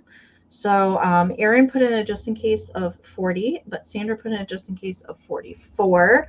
And Erin, your 45 did come in after the bid end. So Sandra, congratulations. This is coming to you for 41. Thank you so much. Karen G, thank you so much for being our official mod and bid ender. Kim, thank you for being our backup. Ladies, thank you again so much. We both appreciate you more than we can explain. We're going to forget the milk glass for a few minutes until I get that figured out. We're going to go back to Kitschtown and we're going to do $10 choice, okay? I have some of these fun Joseph Original little mice, all right? And these are very fun and very collectible. Oh, I'm so glad you brought some Joseph mice tonight. Like I have a few, if you guys didn't know. So I'm more than a few. trying to slowly rehome them to people. So I'm trying to bring them in groups of similar things. So the first one, and I will show them to you up close, is we have the one that is sort of a girl. She has a pink little flower in her hair. She's just bashful. You have Mr. Hey, I cracked open my peanut and I'm going to town. You have Mr. I can blow a big bubble. And then you have Mr. I got bubble gum and I'm playing with it. So each one of these measures 2 inches tall. I can tell that they all have their original Joseph Original stickers on the back if you guys are a purist and you want them with the stickers. And I'm pretty sure each one has the little Japan sticker on the bottom as well. So little teeny tiny mouse friend who I think is a little mouse girl. She has her little baby mouse in her hand. Hello, Miss Pam. Good to see you from the Jersey Shore. I see you in at 10. Then Lisa is in at 12. So this one is in very good condition. She's just bashful. And again, you can tell they have a detailed little tail. Sometimes they get damaged, but none of these do. So that will be your first one. That one we will call Flower. This one we are going to name him or her Peanut because they have cracked open their little peanut and they're going to town and eating the little nut. And then there is no damage to the tail region. Again, they do all have their tags. The person that collected these, I think, made sure to keep those. So that one will be Peanut. This one will be, for lack of a better, this one is called Blowing because he or she is blowing a bubble, okay? So this is part of a little chewing gum. They had a little series of them eating and doing things. Maybe a little speck of the little pink, and it's kind of a it is pink, but when you lay it over top of this porcelain that they used, which was, it's all brown, you know, it is just a brown porcelain. It looks not so pink in the camera, but it is pink. So little friend here, this one is blowing, just blowing its little bubble gum. It still has some little bubble gum in its little hand. So adorable. Thank you, Pam. I see you're 15. And then this one has the unchewed pack of bubble gum, which is, says right there, bubble gum. So Lisa, I see you in for 17. Thank you so much. And this little one is doing what I think we all did as a kid. We played with our bubble gum. So again, sticker is intact and little Japan sticker is on the bottom. Again, these are really, really fun. They made them doing all sorts of things. They had different sizes. These come in at about 2 inches tall. So they're not the smallest. They're not quite the largest, which makes them in between the middle size. So little one here that kind of reminds me of a little girl. That one is Flower. Then that one's going to be Peanut, Blowing, and then we got Gum. All right, guys, so let's do a countdown. Top bidder can take 1, 2, 3, or 4, a variation. So let's do it. We're looking for 18 or more in choice of the Joseph Original mice. So 20, 19, 18, 17, 16, 15, 14, 13, 12, 11, 10, 9, 8, 7, 6, 5, 4, 3, 2, 1. Bid end. Jeff, I agree. I think these are stinking cute. Pam's in at 25. Sherry has a just in case of 30. Again, you get choice. It will be Flower, Peanut, Blowing, or Gum. And you can take a variation. So there's the bid end. So right before Karen's bid end, Lisa at 31. Lisa Day, you get first choice. Sherry, you'll have backup. Pam, you'll have backup to that. So Lisa, you get first choice. This one is flour, peanut, blowing, and gum. I guess I could have called that one bubble, but nonetheless, it doesn't come out right. So flour, peanut, blowing, and gum. I think peanut's my favorite. See, I like flour. I think flour's stinking cute. I mean, and the two bubblegum ones, I've had them before in my collection, and I'm a sucker for all of these. This is the collection that it's hard for me to sell these because I just want to keep them all. So, all right, Lisa, I got you for those two. Wait a minute. It's reversed in the screen. So I got you for flour and peanut. So thank you so much. So Sherry, were you interested in bubblegum friends? We have them remaining if you're interested in little blowing or little gum. And those would be yours at $30 each. Hold them like that. And if you pass, it will be back to Miss Pam.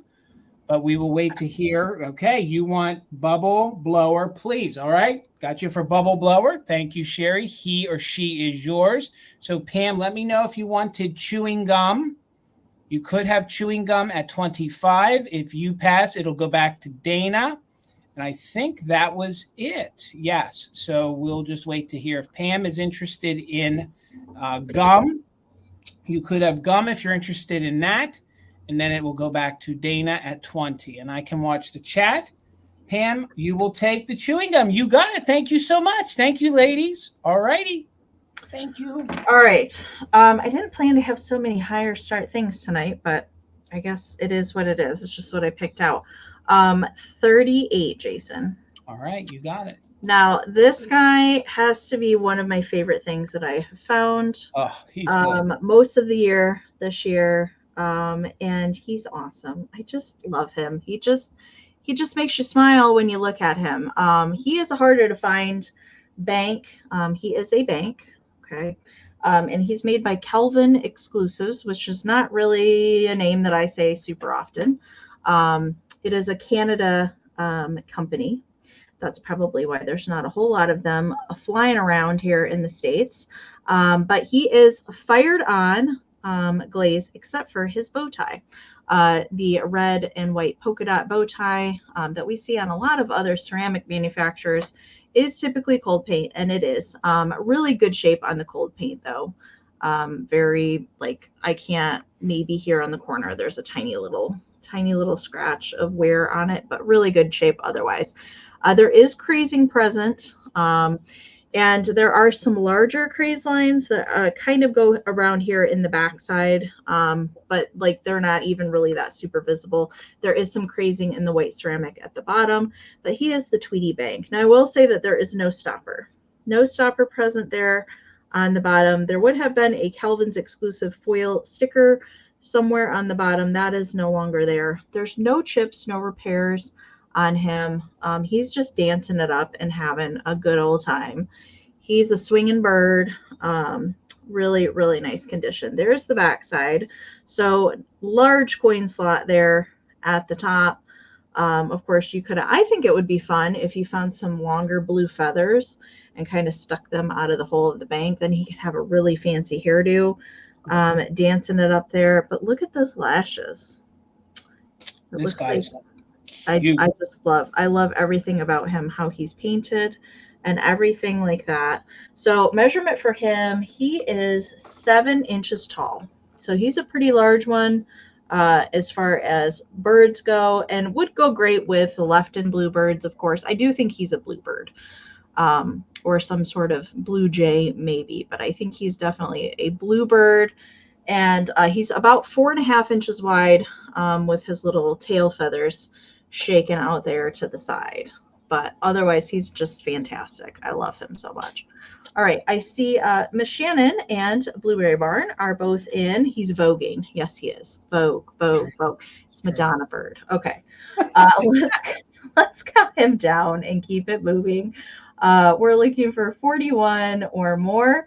20, 19, 18, 17, 16, 15, 14, 13, 12, 11, 10, 9, 8, 7, 6, 5, 4, 3, 2, 1, bed end. And when I found him, I was very curious if there was a girl dancing bird that went along with him. I could not find one. Actually, I couldn't find him at all. Calvin's exclusive, some of the other banks they did were pigs. And there is a cat bank, but otherwise he's not out there. Okay. Aaron, your 52 did come in after the bid end, unfortunately. So Aaron had a 40, but Shannon did put in a just in case of 51. So Shannon, congratulations. Birdie is flying your way for 41. Thank you so much.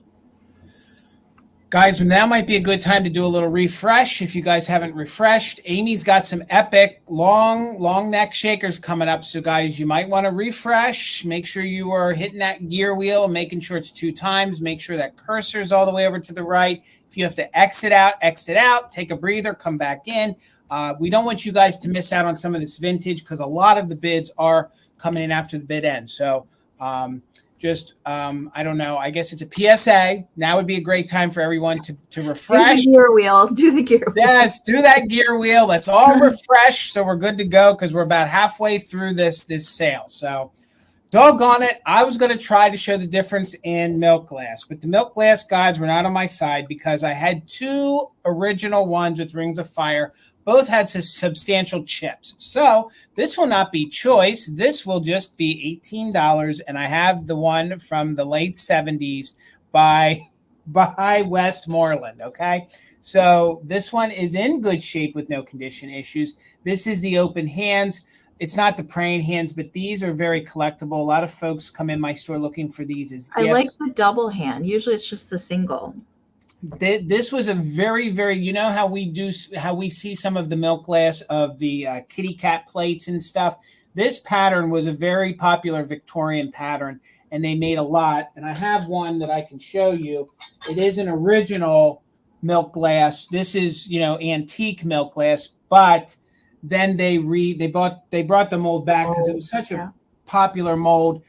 Later on in the 60s, probably through the 80s. But I believe this one's from the 70s. So if you guys know your Westmoreland glass, you know that they painted wedding boxes. They painted trinket boxes with this lavender style bow. And then they did it, like the words are hard tonight. They did like the pink roses. Okay. So this one might have a little teeny tiny bit of wear, but I don't know because I've seen them come from the factory like that and painted like that. So it is the open hands. This one, I think you will be able to see the Westmoreland stamp right here on the back. It's just starting to come in. And this would sit on your countertop and could be your ring holder, your change holder, whatever you want.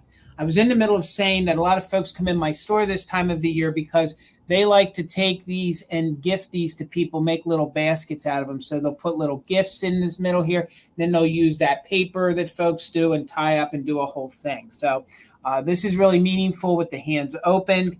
And it has the grape pattern as well. So folks collect the paneled grape or the grape patterns. This goes well with both. So the measurements on it is about 6 inches wide and it's about 7.5 inches long. So you can see how they made the mold. So it does sit on that ring right there beautifully. And then you have the opened hand. So again, it's a very popular pattern that had been produced for decades, centuries by early glass manufacturers and then later by Westmoreland. They picked up. What I was going to show you guys was I was going to show you the difference that the older one is just about a 1/4 of an inch larger than this later version that they did. So again, this is very dainty, very nice. It'd be great in your Victorian displays. It's just really fun to have because it's one of those dishes that can be just used for decorative purposes or to actually house things in. So I'm not seeing any interest. That's okay. I'm just asking $18 on the Westmoreland open hands plate. No chips, no cracks, maybe just a little bit of mold roughness. Westmoreland back here on the back. I'll show you one more time. There you can see it. So let's just do a countdown of interest. If no one's interested, we will move on. So it's just $18. Let's count it down from 20, 19, 18, 17, 16, 15, 14, 13, 12, 11, 10, 9, 8, 7, 6, 5, 4, 3, 2, 1. Bid end. It was $18. Westmoreland, hand painted. Actually, one of the harder to find pieces in this painted if you collect the wedding box, the anniversary box, so on and so forth, but there's no interest. So we are going to turn it back over to Amie. Okay. 14, Jason. All right, Amie. Okay. I have my other book for tonight. This one is the Fairy Stories. This is a Merrill Publishing. So the ones that I had last week were also Merrill Publishing. And Merrill Publishing, for the most part, are pretty famous for their really brightly colored, highly detailed illustrations. So this one, again, has the writing up here. It was gifted in 1944, but it was published in 1943. Okay. Just a little bit of wear, again, linen-like on it. And there are some great stories in here. So illustrations and stories on the same page. Publication, I think, is on the next page. Or maybe it's in the back. Oh, I skipped the first one. There it is. Little Red Riding Hood. Look at that Wolfie. He's cute. And there's adorable. In Grandma's nightcap there. So classic stories are in here. So lots of different nursery rhymes. I showed you Jack and the Beanstalk already. There's Cinderella. There's the Prince and all of the sisters looking on there in the background. Don't trust him. No. He might look kitschy, but he's untrustable. One of my favorite stories as a kid, for sure. I love Chicken Little. Look at them fancy pants. Those are some fancy pants. I love it. And then we've got, this is the house that Jack built. So we've got the little poem, double spread page here. Really nice and colorful. And we've got Sleeping Beauty. Look at great illustrations. That right there is the page. That is the page. I think you could do so much with that if you like to build displays around book illustrations. That one right there is pretty fantastic. And then the Old Woman and Her Pig and the Frog Prince. Here, look at the frog. He's got a little plaid suit on. God, he's got fancy pants too, Amie. Really fancy, I know. And there is the back cover, the same as the front. All right. And again, measures 13 by 9.5. And it is that textured linen-like fabric, meant to mimic fabric. Okay. Angela is in at 15. I saw Celeste was in at 14 as well. So we're looking for 16 or more. Let's count it down. 20, 19, 18, 17, 16, 15, 14, 13, 12, 11, 10, 9, 8, 7, 6, 5, 4, 3, 2, 1. Bed end. Look at the little pumpkin and the mice making the carriage for Cinderella. These graphics always take you back to a simpler time, don't they? I love the 40s and 50s children's book illustrations. Those are my favorite. All right. There's the bid end. See what you did there, Karen. Thank you, Karen. Right. There's just in case from Angela for 20, and Celeste put in a just in case of 22. So Celeste for 21, congratulations again. This is coming to you. Thank you so much. All right, gang. My next round is going to start at $22, and you're going to get all of this. If you were here last week, I found puzzles from this woman who collected her childhood and kept it all, and I had one more box of puzzles. These are more realistic. The other ones last week were more kitschy, okay? So she did write on the inside. It was gifted to her in 1941, all right? Just like the other box. So I went ahead. She had them put together. I went ahead and took them out, tried to keep them together. So when you guys get them, if you want to reassemble them to frame them, these are the thicker, older puzzles, so they're easily framed. You could probably throw that together in a few moments. So you are going to get a total of 5 puzzles. there's no kitty cat puzzle in here, okay? These are from the 40s, but there are other animals, which I think are just as good as the kitty cats. It's by Samuel Gabriel and Sons Company of New York, and these were made in the good old US of A. So you know these are older. The box is in very good condition, no splitting to the cover, and I can't find any splitting to the bottom, okay? But the box and all of the puzzles measure 9.5 by 9.5. So if you guys are doing a display, I'm going to say you actually get 6 things to display with, because the box is a very good one to display That mama with. cat is really proud of her babies. She is. And the one's like, I'm in the shoe. The other one's like, look, mom, she's in the shoe again. Like it's a whole thing going on. But if you guys love those 30s, 40s graphics, illustrations, this is chock full of them, and they're easy to frame. So there is your cover. Let's get down to it. So the one in the bottom of the box, and they're all 9.5 by 9.5. I did not take this one apart. This one will ship together. Look at these. I guess these would be no, they're not robins. They're what would they be with the red?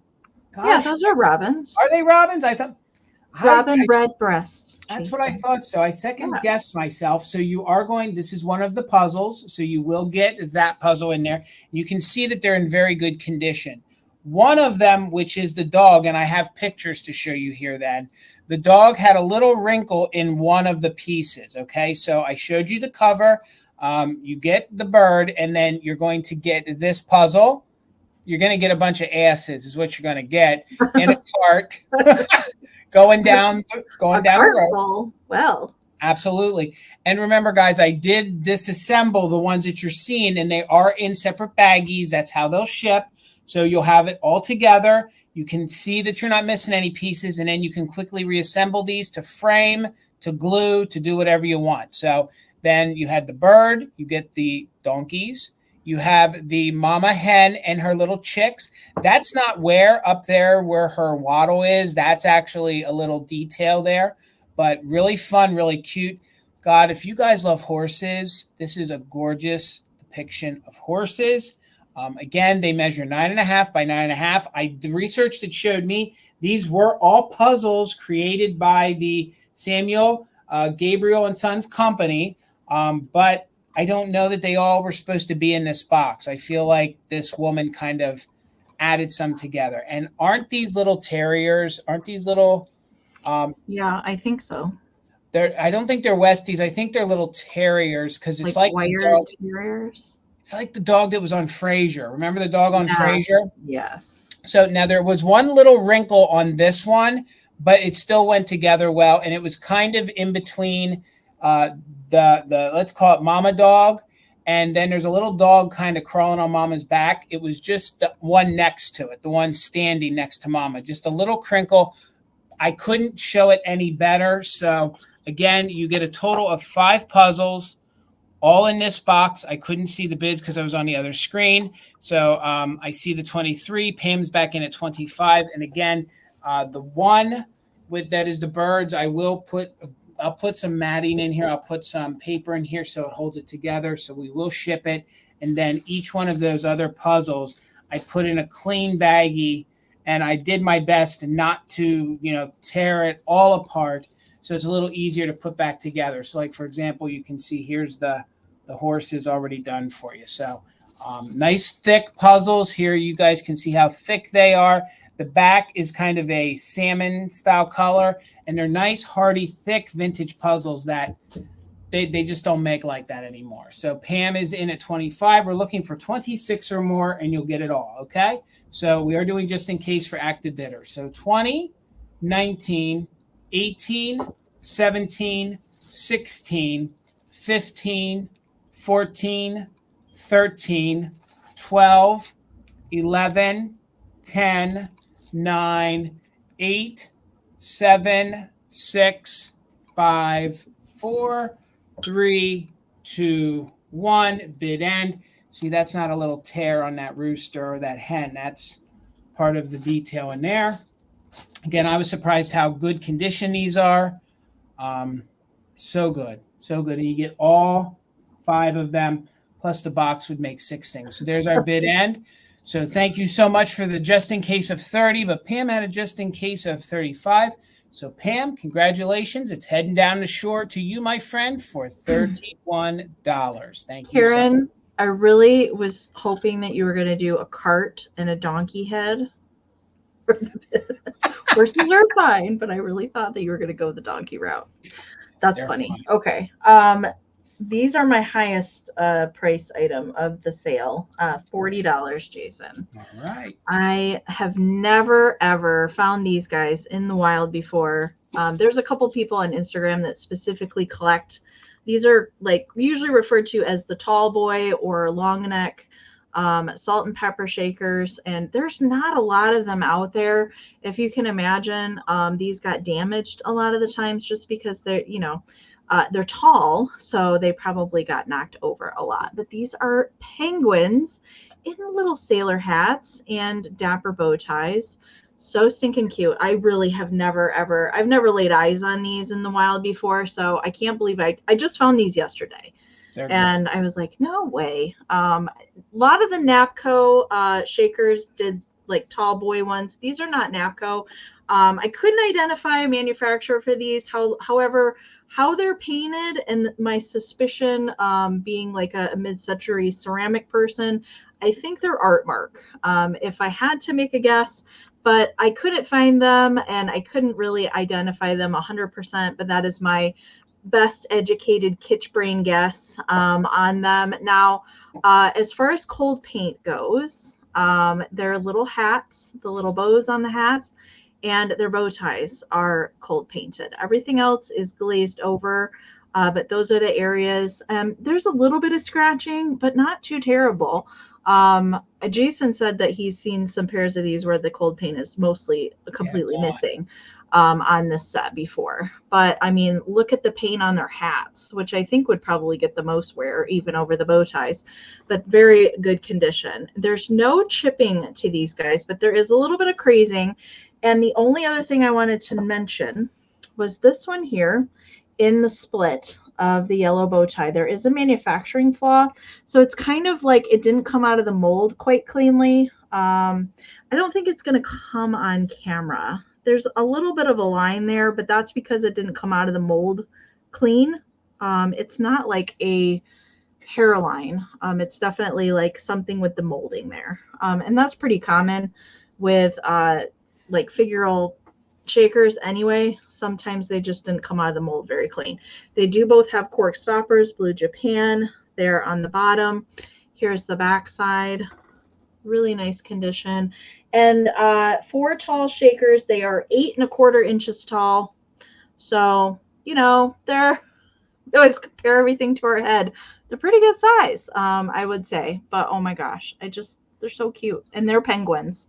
I definitely think they're penguins. 40s or 50s. I know what I think they are, but KB wants to know what they're definitely 50s, 1950s. Mm-hmm. Yes.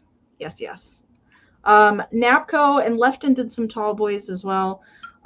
They were all in the 50s. I don't really recall anything earlier than that, but definitely 1950s. Yeah. All right, so let's count these penguins down. Audrey's in at 45. So we're looking for 47. Nikki just popped in there with a 46. All right. Now would be the time, you guys, to put in final bids and just in cases. Let's count them down. 20, 19, 18, 17, 16, 15, 14, 13, 12, 11, 10, 9, 8, 7, 6, 5, 4, 3, 2, 1, bid end. I did forget to mention this, that they do have that souvenir thing on the back. Just the one does, and it's from Cave in Rock, Illinois. I have no idea where that is, but if you do, there's a fun little, that these were souvenirs. Cave in Rock. Makes sense. All right. There's the bid end from Karen. Thank you so much. All right. So Blueberry Barn had it just in case of 55, but Nikki came back in there right before Karen's bid in with a straight bid of 56. Congratulations, Nikki. Thank you so much. Me and Amy didn't even talk to each other about what we were We necessarily usually doing. don't. No, we don't. So we're going to keep the long boy shakers going, and mine are going to start at 30. I just got mine. You said you got yours yesterday? Yeah, yesterday. I mentioned on Monday during my sale that there was one thing missing, and I was going to pick it up, and these are what I was going to pick up yesterday. So $30. These are the same kind of style as Amy's, except these are supposed to look more to me like stuffed animals. So they muted it a little bit. Yeah. And they did a series of these. Amy had a pink, didn't you have a pink little creamer the I other did. week? Yes. And they did a whole series of these. They did oil and vinegar. They did salt and pepper. They did the planter. They did a whole series in pink, blue, and yellow. Right, Amy? Are those the colors? Yes, pink, all pastels. Yeah, pink, yes. blue, yellow. Yep. So the pepper is present, yet it is a little faint, and you can see that these are supposed to have the faux little stitches. They're supposed to look like, hi, I'm a crazy cat, kind of like the fun little, just, I don't know, more animated, like a cartoon, little kitty cat. And then this one is your salt. So they are in very good condition with no chips or cracks. Again, it's a different spin. Amy's are supposed to look more realistic. Mine are supposed to look more abstract. And again, they have somebody scribbled over the Japan. They didn't want the Japan label there, but it has its original cork. And then this one also has the same style Japan sticker as Amy's does. And they both have their cork stoppers. Mine come in at 8 inches tall. They're in very good condition with no chips or cracks. It seems that some of this stitching, they did it just slightly faint on some aspects because I don't think that's cold painted. I feel like that's underneath the glaze. So I just feel like some of that didn't get as painted as dark as, or maybe it is on top. I'm not too sure, but I don't think these were ever used. So if you guys are into kitty cats and you collect this series, these are harder to find in that series, if that's what you're into. These are Tilso. I'm not sure if you mentioned that, but no, they are very, very hard to find. They are. For those cats.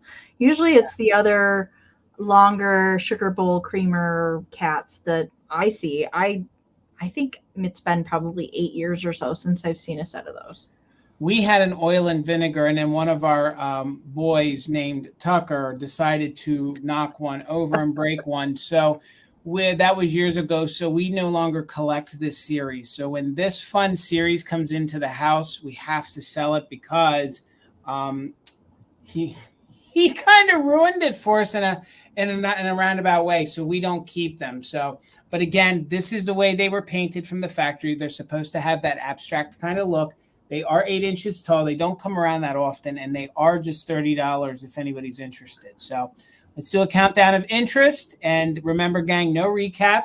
So if anybody wants to add these kitschy, and they also call this stuff the patchwork. There's a whole group of collectors that collect the stitched, patchwork kind of thing. So let's do a countdown of interest, and then they'll go away. No, it was, nope. So 20, 19, 18, 17, 16, 15, 14, 13, 12, 11, 10, 9, 8, 7, 6, 5, 4, 3, 2, 1. Bid end. And these are long boys as well. And if you know the long boys, they are very hard to get that aren't damaged. So I'm seeing Nancy in at 30. Thank you so much, Nancy. Again, it's a very, very fun set.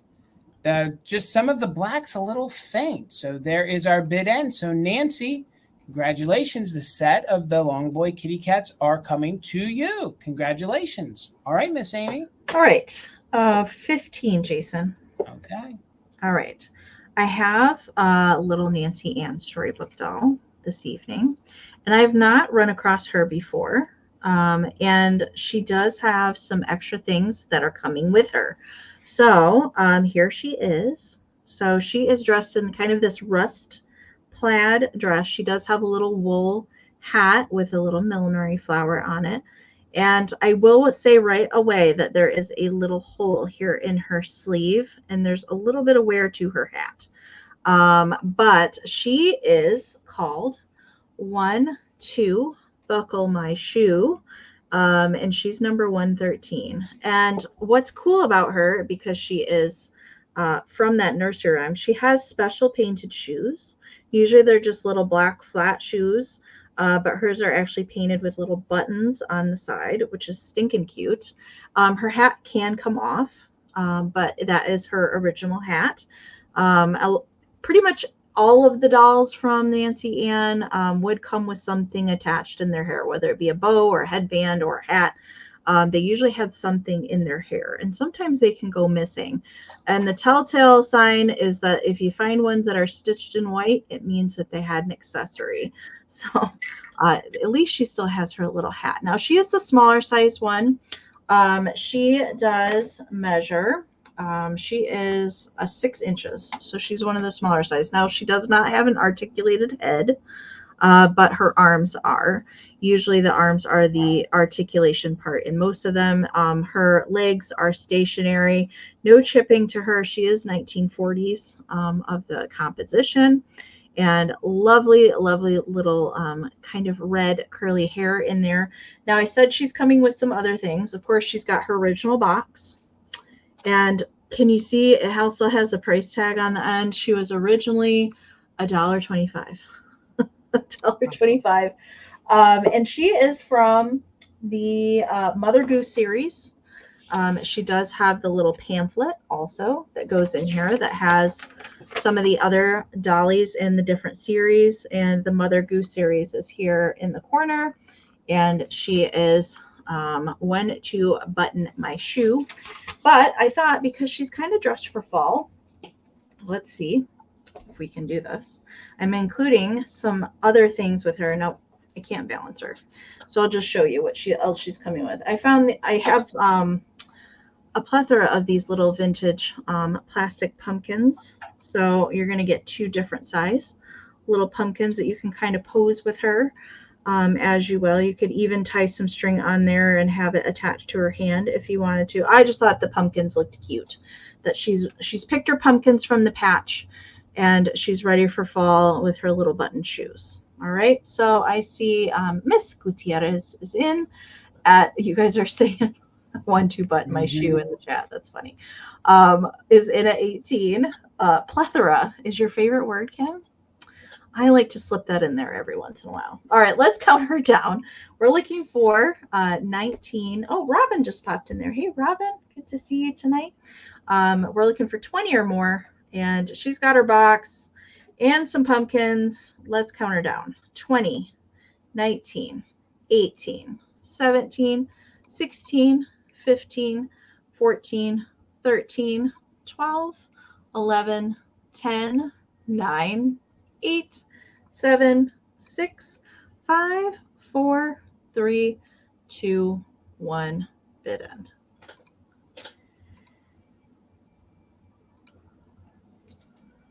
My favorite word is quintessential. I like to slide back into it again. I haven't heard you say that in a long time, too. No. All right. There's the bid end from Karen. Thank you so much. All right. So Robin had a just in case of 31, but Miss Gutierrez put in a just in case of 46. So Debbie, she is coming to you to join all of her friends for 32. Thank you so much. All right. Hopefully Junebug is still here and can help me. I'm pretty sure I know these instruments, but maybe you can put them in the chat to verify before I say what I think they are. So just $10 too, maybe. Say that. What? Say what? But I might be able to help you too. Okay. That's not here. I think I have a good idea what these are, but I have an antique book and it is from 1919. Okay.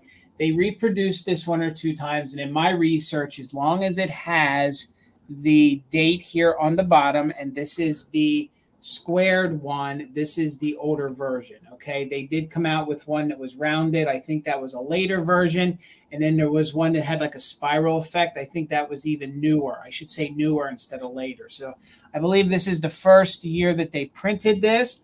Just $10, 1919 is by the publishing company is the South. It's the Southfield Publishing Company. And I will show that to you down below there.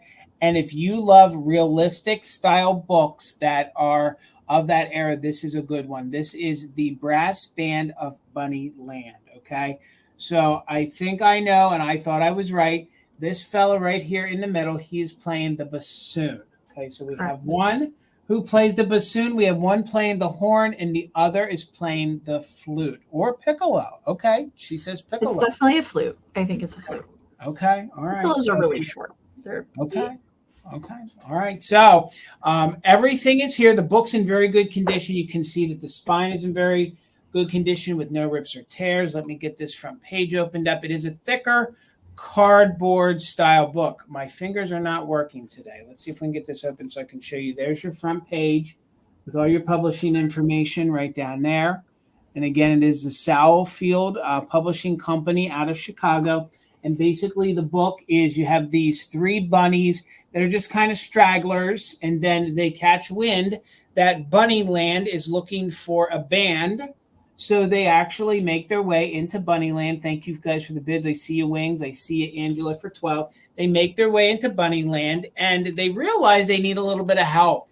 They can't just come right on in, even though all the bunnies in Bunnyland love to dance, whether there's music or not. They realize they need some help, okay? And you're going to have to buy the book and read it to find out why they need some help, okay?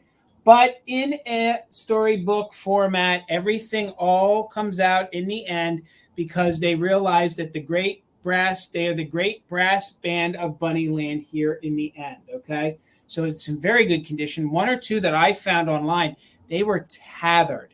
This one looks like it's in very good vintage condition. Look at those music notes with all the fine details. And again, if you're into the graphics of more realistic that then are giving more human features, this is your kind of book. Very Victorian, very 1920s. It fits the period. So Celeste, thank you. I see you for 13. It is a larger book. Only one brass instrument. I know, but they're the brass band. I know. I don't know. Hey, I didn't write it. I'm not the author. I didn't write it. So it measures. And again, for the period, the measurements are always off a little bit. So they're not round numbers. It's 13 3/4 long and it's 7 7 3/4 wide. All right. This also came from, and I'll be a broken record, this came from the estate of the books that I purchased recently. So let me get in here. You can see how good that is. A little bit of foxing here to the spine, but nothing major. And again, it's a fun book. This would be great to use if you're a bunny collector, but I was thinking this would be great to tuck into your Easter display. And again, you can use the vintage, open it up. We always talk about this. These are fun to use in your background. Maybe you know somebody at Christmas time that's a musician that you want to gift them a piece of vintage. But right here, even if you open that up, the bunny right there holding that, the brass band of Bunnyland, I think right there is really fun. So the author, the story and the drawings there by Florence White Williams, okay? I'm not too familiar with her, although I do recall one or two different books that she did different animals that kind of had this human style look to them. So let's go ahead and do a countdown. Thank you so much. We have Celeste in at 13. So we are looking for 14 or more on the antique book from 1919, well over 100 years old now. I can't believe I'm saying that. So let's do a countdown just in case for active bidders. 14 or more, 20, 19, 18, 17, 16, 15, 14, 13, 12, 11, 10, 9, 8, 7, 6, 5, 4, 3, 2, 1. Bid end. You can see he's got his little holder there. He's holding his sheet music, little bluebird up there. It's just those small little details for the graphics the illustrations that are just phenomenal. So Miss Whittle one has a bid of 14. Thank you so much. There is the bid end, but Wings got in there with a just in case of 45. But Celeste, she knows her vintage books, came in with a just in case of 46. So congratulations, Celeste. It's coming to you. Good pickup and in very good condition. Thank you so very much. I've never seen that one, Jason. No, I know. It was hard to research, and it's a hard one to find. So thank you, Celeste. Cool. All right. Hello, Buttermilk and Cream. Welcome in. All right. 36, Jason. All right. This is for the set. This is not choice. Okay. Again, I found these together, and I just couldn't split them up. All right. Now, technically, these are Christmas. I will say these are Christmas, but they're still pixies and they can work year round. Okay. I don't know if I'm going to, no, we're not going to do balancing. Okay.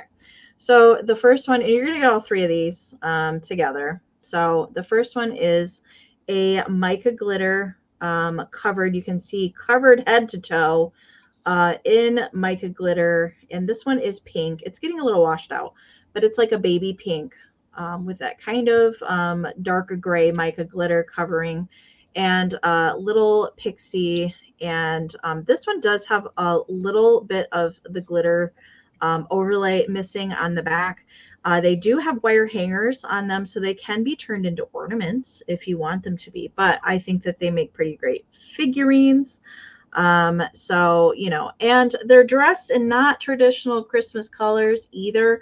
So I feel like they could work in a general display or with some other pixies. And here is the second one. This one is dressed in a little blue suit. And I love the pose. Very similar poses to the Napco Pixies that we had earlier. And not really any notable issues on this guy. He does have the wire hanger on the back. These are all stamped Japan on the bottom as well. So, and then the last one is dressed in gray. And he's probably my favorite of the bunch. I like the way that his face is painted. And no notable issues for him. And look at all that sparkle. And he does have the hanger in the back as well. So there's all three. And I don't think we're going to try and balance because I don't want, Pinky's probably going to be the one that's going to make a tumble. So we'll try and hold them all. Measurement for them. Pinky is 3 inches tall. Okay. 3 inches tall. The blue one is 2 1/4 inches tall, and the gray one is 1 1/4 inches tall. So hopefully the pink looks like it's reading a little bit better now. It's kind of like a baby pink, but the mica glitter makes it look a little bit more lavender on screen. But gray, blue, and pink for them. Yes, they're Christmas, but I just had to bring them tonight anyway. And you're going to get the whole set. These do date to the 50s. These are 1950s. Pixies, and they're kind of that they're not fully ceramic, they're kind of that paper pulp ceramic stuff, composition kind of stuff. That's what these guys are made out of. And the only one that has an issue is Pinky. Has that little spot of missing glitter there on the back. But I will do a countdown of interest for these guys. And we're looking for 36 on the set of 3 mica glitter pixies.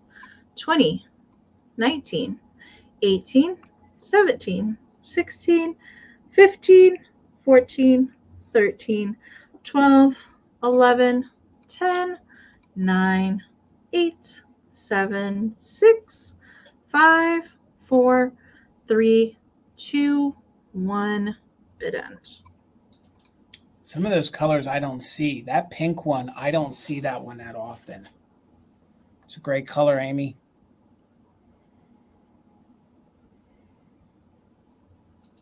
She looks like she's in charge. I think she's a girl pixie. She does. More like a girl to me.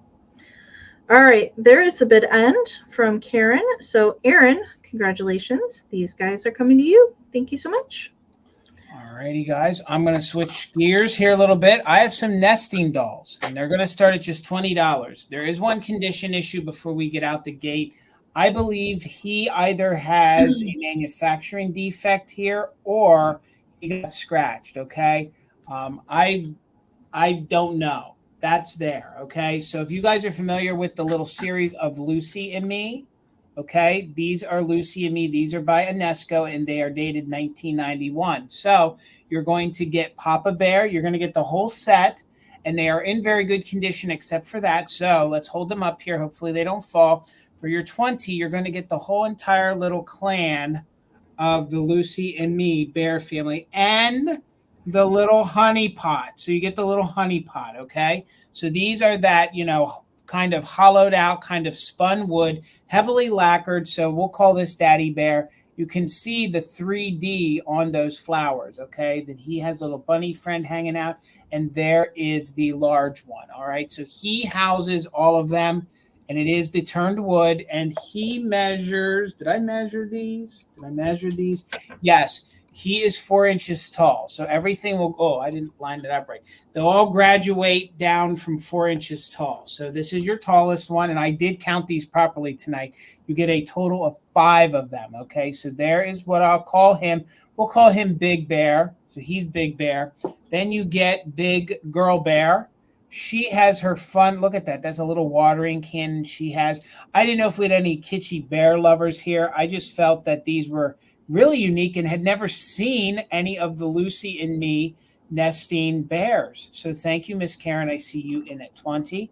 So again, there's no real condition issues with her. You can see that they are the turned wood. They are from 1991, and we aren't going to do the math on how old that makes them. So that is your second down, okay? So now you have smaller Big Boy Bear. There he is. He's got his basket of eggs. He's got a little chick running loose there, and he's got this kind of sweater he's wearing. I forget what kind of pattern they call that. Oh, come on, Jason, words. It's the diamond effect that in the sweaters. Argyle. That's it. Winner, chicken dinner, Amy. He's wow, got his that was hard to pull out. Man, sorry about that. And he's got his little beanie on, so he's super cute.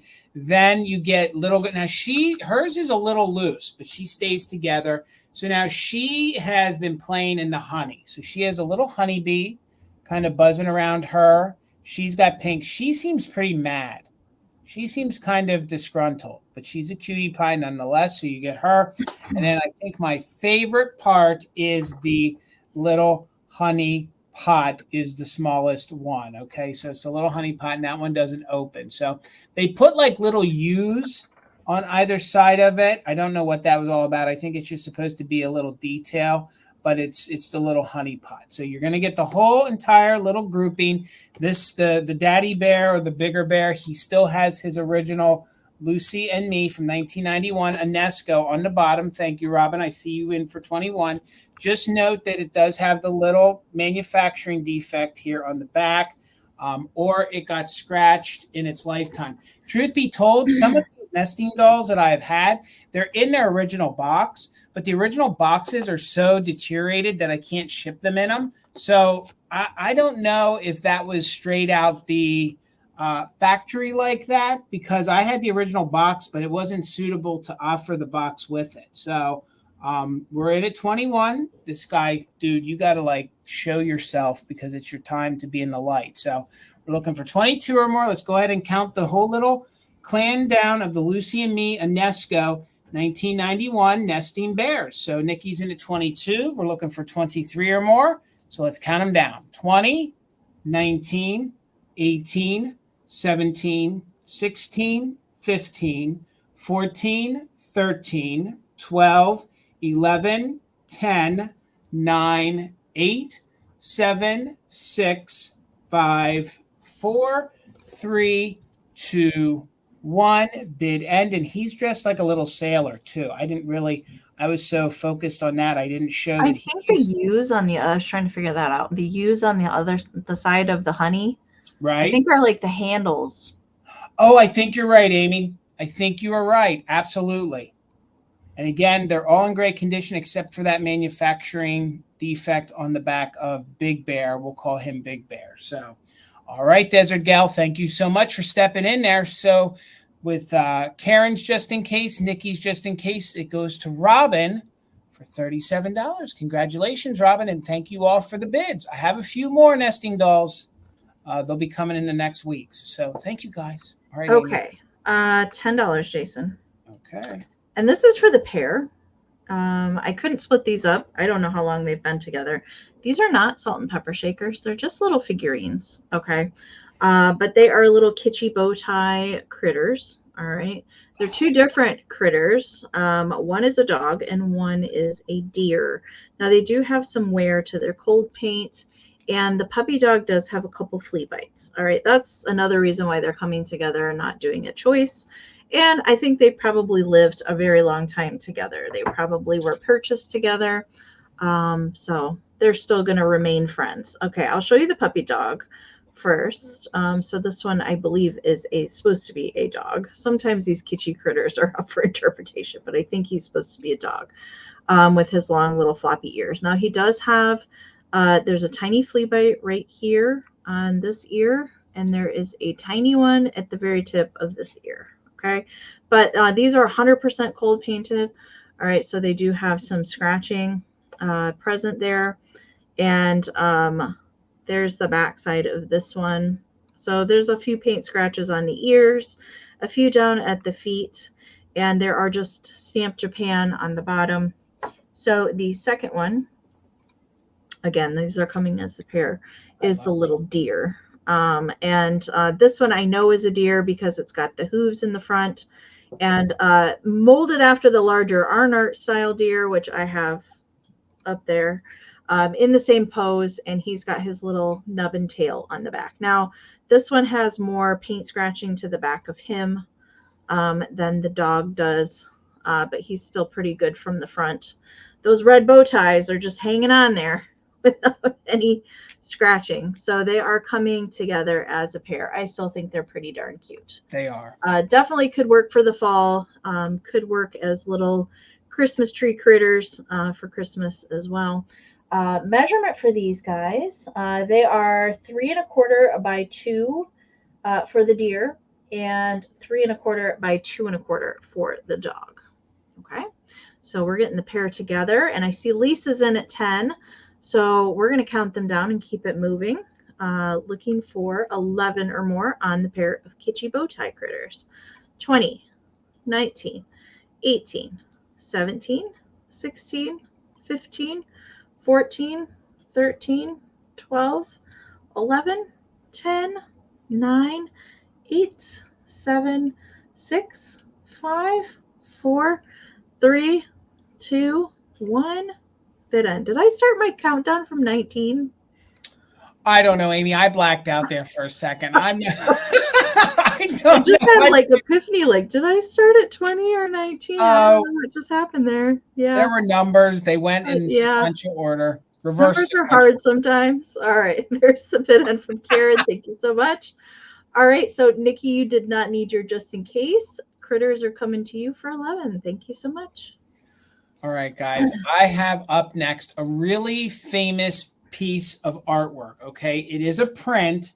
But first, I want to show you kind of what I was envisioning with this. Okay, I kind of showed it in my reel. So I have this, what I believe is a litho print. That's what we're going to start at 24. But I thought these little kitty cats kind of looked good. Like if you use that in your background, you kind of see where I'm going with this. I thought they kind of went together. So I don't know where I'm showing it. Like they're sitting on a bench, like in the park. Yeah, I feel like, I'll bring them in a round or so, but I thought they were kind of playing the music. So for the Nymphs, okay, if you guys aren't familiar, this is a pretty famous painting that has been reproduced and printed. And this one, due to the frame, and Tina got out the magnifying, you can see all the little specks. We do believe this is a litho. So I believe this is a 1930s print of, and it is called Dance of the Nymphs, and it's by Jean, and I'm going to butcher the name, but we're going to give it a try. It's Jean, and I think it is Bapto, and I think it is Korat. I think it's Jean Baptiste. Oh, it's Baptiste, and then it's Korat, Corot. So it's Jean, and she painted this in the late 1800s, okay? So let me get in on this now. There is going to be a glare on it from my screen, but you can see the Dance of the Nymphs. And Dusty has this in a litho, and this litho here measures 8 by 10. So this is a smaller one. The original painting is much larger, okay? But you can see it is this whimsical forest scene of all these nymphs kind of doing their dance. Again, and it has this gilded green frame, which I do believe is original. Okay, I think at some point they had to doctor up the back because where those nails are on the side, I think that's where the original hanger was. So they put new paper on and then taped it and put a more modern hanger on it. Okay, but you can tell from the nails here on the side that the frame, I believe, is older. So again, it's a nice size for a gallery wall. I think this is a nice picture a nice litho to put out. I'm trying to tilt it here so you can see it without the glare. I think it's a very beautiful. They are looking like ladies to me. Yes, they are the ladies, yep, dancing there in the forest. So again, I don't know any more history about the painting. I just know that it is a very famous painting by that artist. This is a later 1930s litho. And again, I think it's a very whimsical print for you guys to add to your gallery wall. And it's in very good condition. There are no stains. And you can sort of see the little dots if I get up close so you guys can see that as well. So if you guys know this print, you know that these can go, all different price points, but I do believe this one is a smaller one. If this was larger, and they would go for a little bit more. So 1930s, I'm not seeing any interest. That's okay, but let's count it down. Maybe somebody wants to add this to their gallery wall. Oh, and I do believe that the glass is original. There is slight little waves to it. So I do believe it's the older.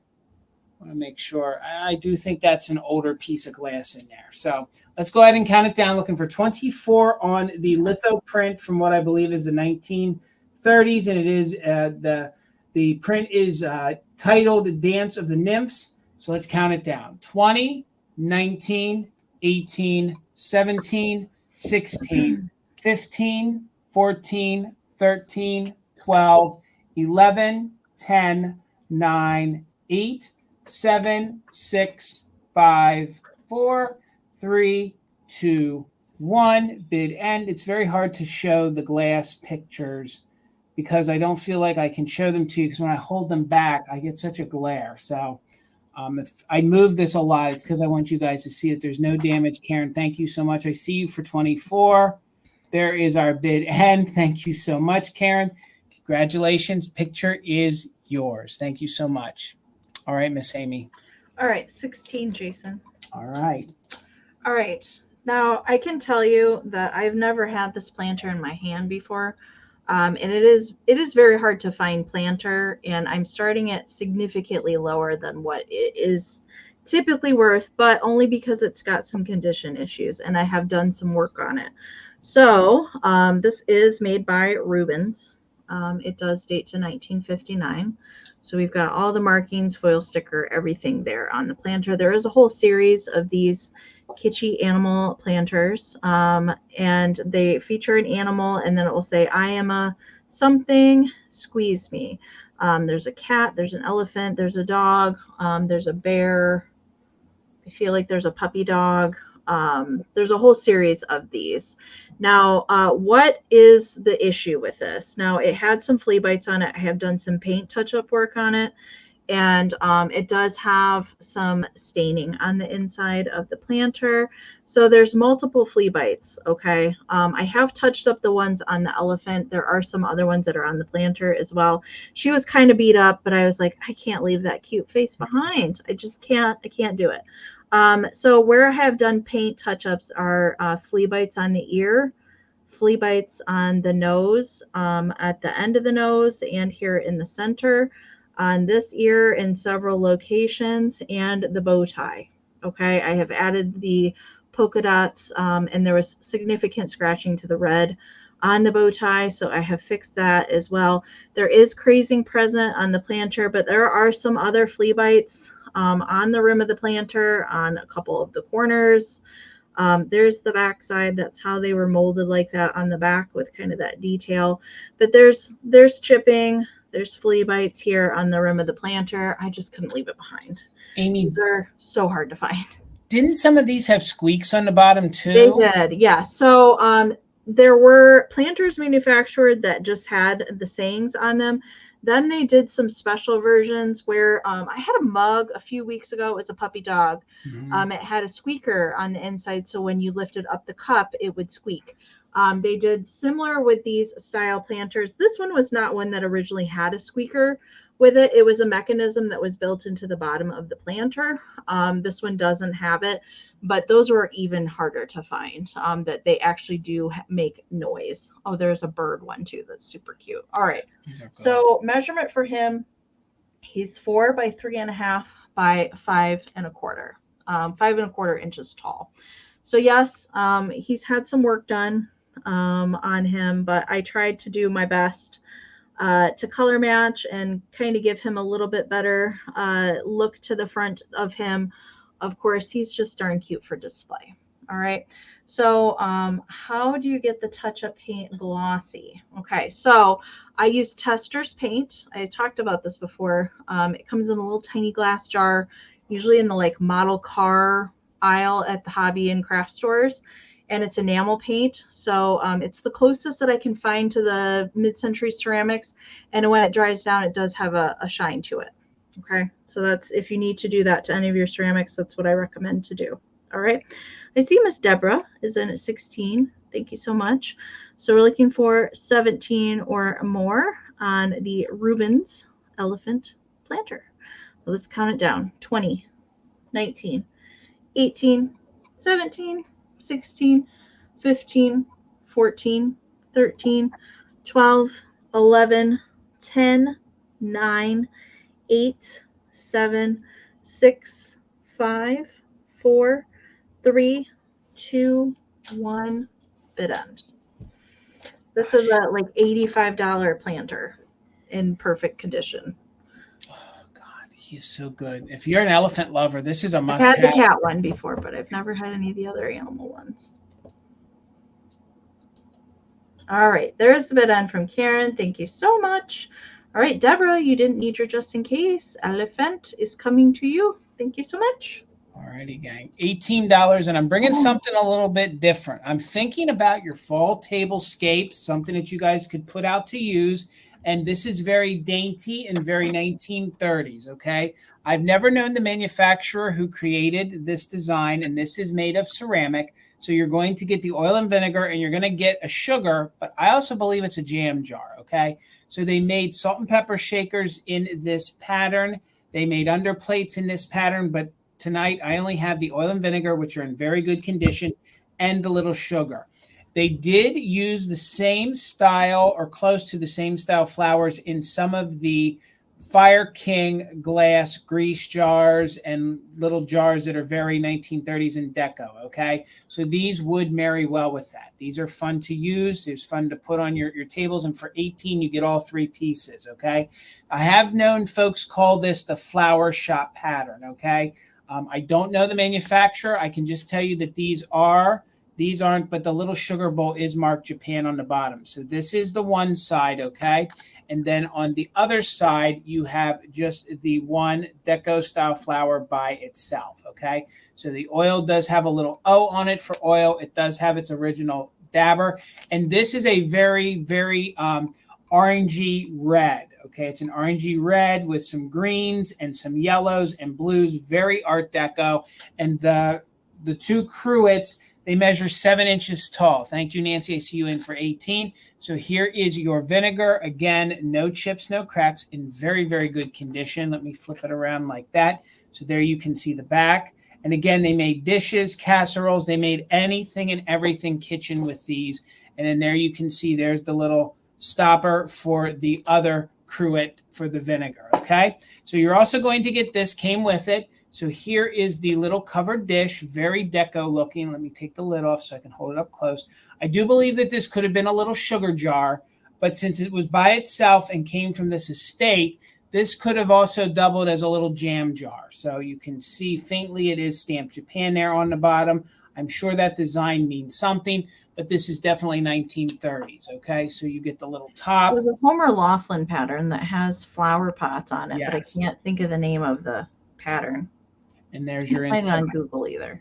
So, and it's a very dainty, fun little set. If you guys are, doing a 1930s or 40s style kitchenscape, this is a fun piece. Definitely. And it's orange too, right, Jason? It is. It's like a burnt red. It's like a burnt red kind of color. And then it has some very vibrant blues and some vibrant yellows and greens in there. And then that is the pattern on the one side. And then you can see there's a different one on the back side. It's the same flower. It's just missing the one. So for 18, we're looking for 19. You get both cruets and what I'm going to call the little sugar or the little jam jar. And that one measures 3.5 inches tall. So these are very small, very dainty. They're going to look really neat in your vintage kitchens. And like I was saying, Amy's right. Homer Laughlin made some patterns that were close to this, but these marry well with those grease jars that Fire King made. They have that kind of same sculpt and look. So let's count it down. We have Nancy in at 18. Thank you so much. Perfect condition, just minor crazing due to age. So 20, 19, 18, 17, 16, 15, 14, 13, 12, 11, 10, 9, 8, 7, 6, 5, 4, 3, 2, 1, and a bit end. 3.5, 7 inches tall. Again, if you can check the internet, look around, you can find other pieces. They never say a company, they just say Japan. So, and some folks call it Flower Shop. I think that's just a nickname that it was given because it was never really given a name. So Nancy, congratulations. The set of 3 is yours. Thank you so much. That's all right, cute. Miss Amy. Oh, what do I have? $10. All right. Okay. I got some Weiner dogs. Ooh. Some Weiner dogs. They're good. They're just little Weiners. They're so cute. I had not seen these. I think these were shakers that I found on the 127, if I remember correctly. But they just had the cutest little cartoony faces. They just like were the happiest little dogs I had ever seen. And I'd not seen these shakers before either. And they're kind of like, the color on them are very fall to me, but oh my gosh, their faces are just the cutest. And so brown glaze, and these are all fired on, no cold paint. And then it's kind of like this bluish green, like kind of a light minty green almost, for like their underbellies, which is really interesting to me. They do both have cork stoppers, all right, and they do both have blue Japan stickers here. We'll turn them around to the back side. There we go. Blue Japan. So I think these are probably late 40s, early 50s shakers. There's no chips, no repairs. They're just a little bit different a pose. The one here has its little paw up in the air. I just love their faces. And then the other one has the little tails resting on the backside. And these aren't super large shakers either. They're pretty small. Now they do the holes. We've got 2 and 3 there for the holes, and I couldn't find these guys. If you look up mid-century wiener dog shakers, there's a lot. There's a lot of wiener dogs. Yeah, there is. But darn cute. I don't know. They were just darling to me, and they are not super large. They do measure 2 3/4 by 2. So they're not a whole lot of salt and pepper shake. It would, you'd have to refill these guys quite a bit. I think I would anyway. So let's count doggos down. Dana's in at 15. Thank you so much. So we're looking for 16 or more on the mini Weiners. 20, 19, 18, 17, 16, 15, 14, 13, 12, 11, 10, 9, 8, 7, 6, 5, 4, 3, 2, 1. Bid end. Good night, Jen. Thanks for hanging out with us. I love how the one has its paw up. I do too.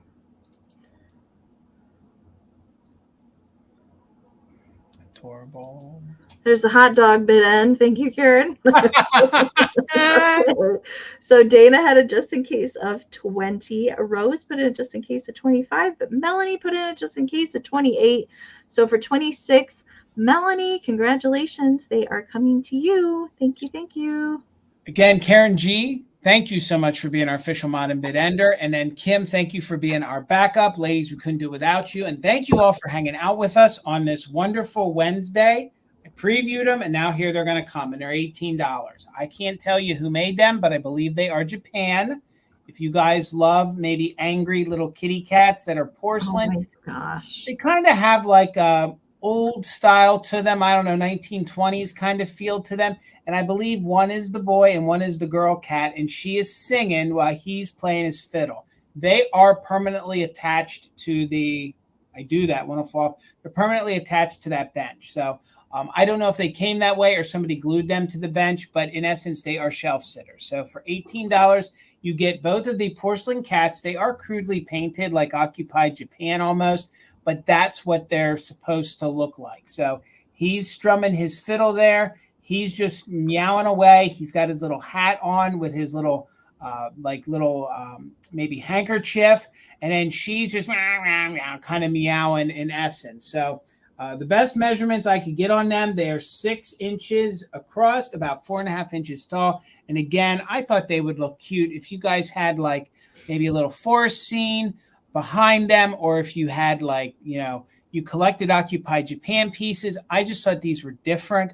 I had never seen them before. I love the fact that they have the metallic gold shoes on there. And then they did give her some details on her little music book. They didn't give her any on that side. So they didn't get that detail, but they're just really, really neat. They have that different kind of look. I know I tried to bring a lot of the 50s and 60s,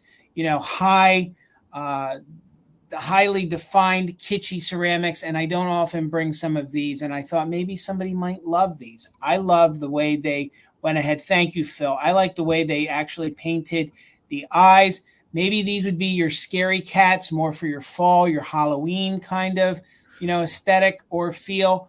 Maybe they're cats in a cradle. I don't know. Maybe they're, cats on a hot tin roof, but they are just singing their hearts out. God only knows what they're singing. So $18, you get both of the shelf sitter cats. They are affixed to the wooden bench, which the way the wood feels original. So I don't know if they came, I believe they probably came with the bench and the owner didn't want them to fall off, so they just went ahead and glued them on. That would be my thought, but there is no stamp on the bottom. So let's do a countdown of interest. Maybe somebody wants to add these little kitty cats to their display. And if no one's interested, I can't find my black paper, then they will just go to the side. So let me do that so you guys can get a better feel for what they look like. I feel like they were getting washed out. So $18, let's do a countdown. 20, 19, 18, 17, 16, 15, 14, 13, 12, 11, 10, 9, 8, 7, 6, 5, 4, 3, 2, 1. Bid end, $18. Probably Occupy Japan. They are very heavily porcelain, crudely painted for that era, but that's typical of that. And there's no interest, and that is okie dokie. We'll get Amie going. All right. This is should be our last round, right? Yep, you got it. Okay. $8, Jason. All right. All right. Now I have Smelly Cat stuck in my head. What? I'll spare you. I won't sing it. Okay. I have one more little bow tie critter for my last round tonight, and he's a little polka dot pup. So I do know that this manufacturer is Yuko. They did lots of figurines in the polka dots, pixies, all sorts of different planters and figurines and chain families with these polka dots. And this is just a little happy pup with his gold. So all the red and the gold and the eyes is all cold painted, and the little nose there. And he's just got the cutest little nubbin tail, little button tail there on the backside. There's no chipping to him, but there is a signature, like somebody, I don't know. Sometimes I like this, and it's kind of smeary, and it says, I don't know if it says Miss Springer or M Springer on the bottom, but usually that was like who it was like, it was a gift that was given, and that was the person who gifted it to the person. Usually that's how the name is on there on the bottom, but it's just a cute little one. Would definitely fit in like a printer's tray. It's not super wide on like the printer's tray. Things that you could hang on the wall. Those are pretty narrow little spaces. He is 2¼ inches tall. So not a super large guy, but just a cute little polka dot pup. And he's got blue eyes. And that's about what I can tell you about him. Besides, he's Yuko. If you look at Yuko polka dots, you'll see all of them. There's a whole bunch. All right, I see. Oh, hi, Sally. Good to see you. Sally's in at 9, and Aaron was in at 8. So we're looking for 10 A Blueberry Barn just popped in there with a 10. All right, so we're looking for 11 or more on Mr. Polka Dot Pup, and we're going to count them down. 20, 19, 18, 17, 16, 15, 14, 13, 12, 11, 10, 9, 8, 7, 6, 5, 4, 3, 2, 1. Bid end. Ooh, counting is hard today. Why? We're coming off a holiday, Amy. We're a little holiday lag. Yep. That's all. Don't forget them just in cases, guys. There's those polka dot bid end from Karen. Thank you so much. All right, so right before Karen's bid end, Sally, Polka Dot Pup is coming to you. Thank you so much.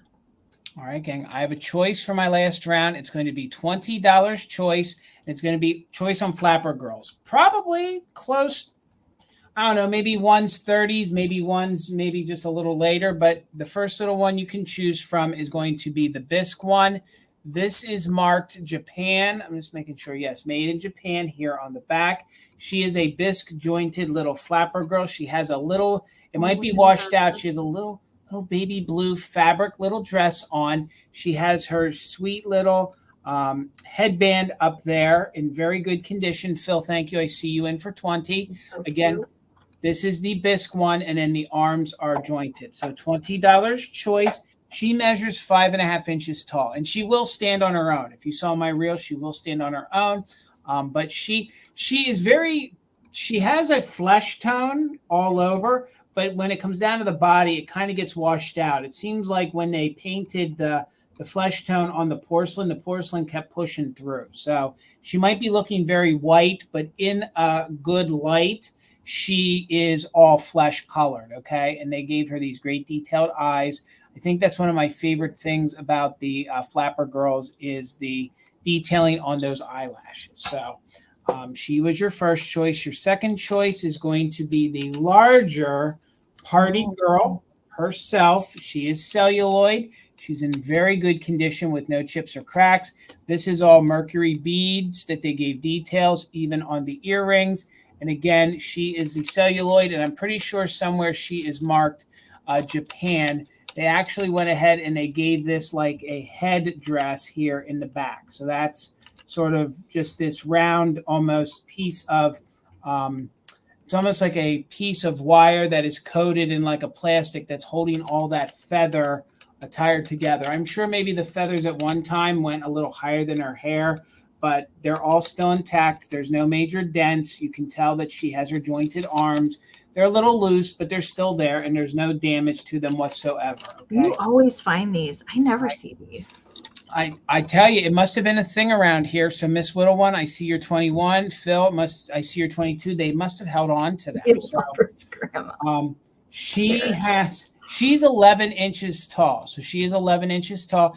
There's some of this color does fluoresce under black light. I think my favorite part about these larger celluloid dolls is the way they did the hair. So yeah.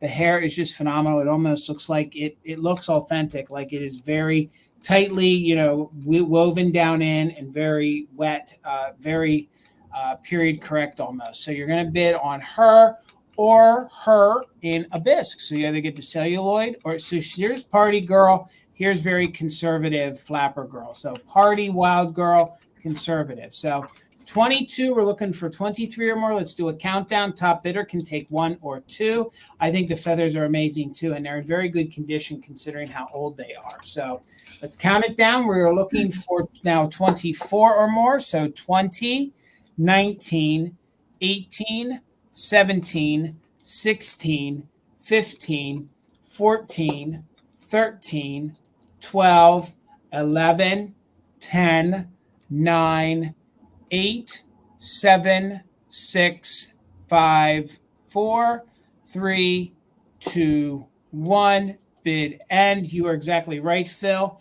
And they did a great job of depicting that.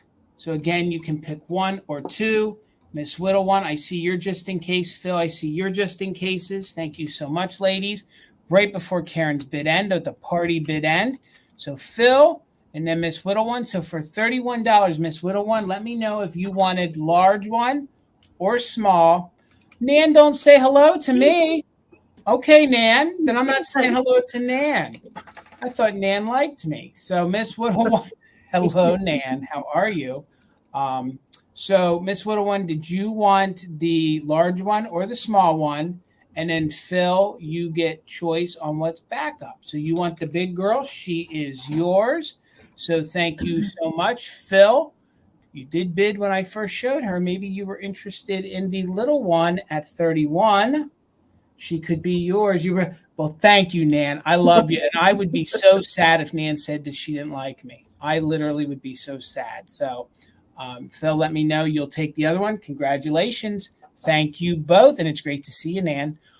Miss Amie, can you cover me while I write that down real quick? I can, yes. So thank you guys. That concludes our live sale for the evening. Now we're going to be moving into our community share. So we do have some photos to share with you guys tonight. So we can always use more if you guys want to email us in anything that you're finding out in the wild, or maybe you got something cool from us on a live sale and where you put it in your home, or maybe you got your Halloween decorations out. We want to see what you guys are doing. We love to see this.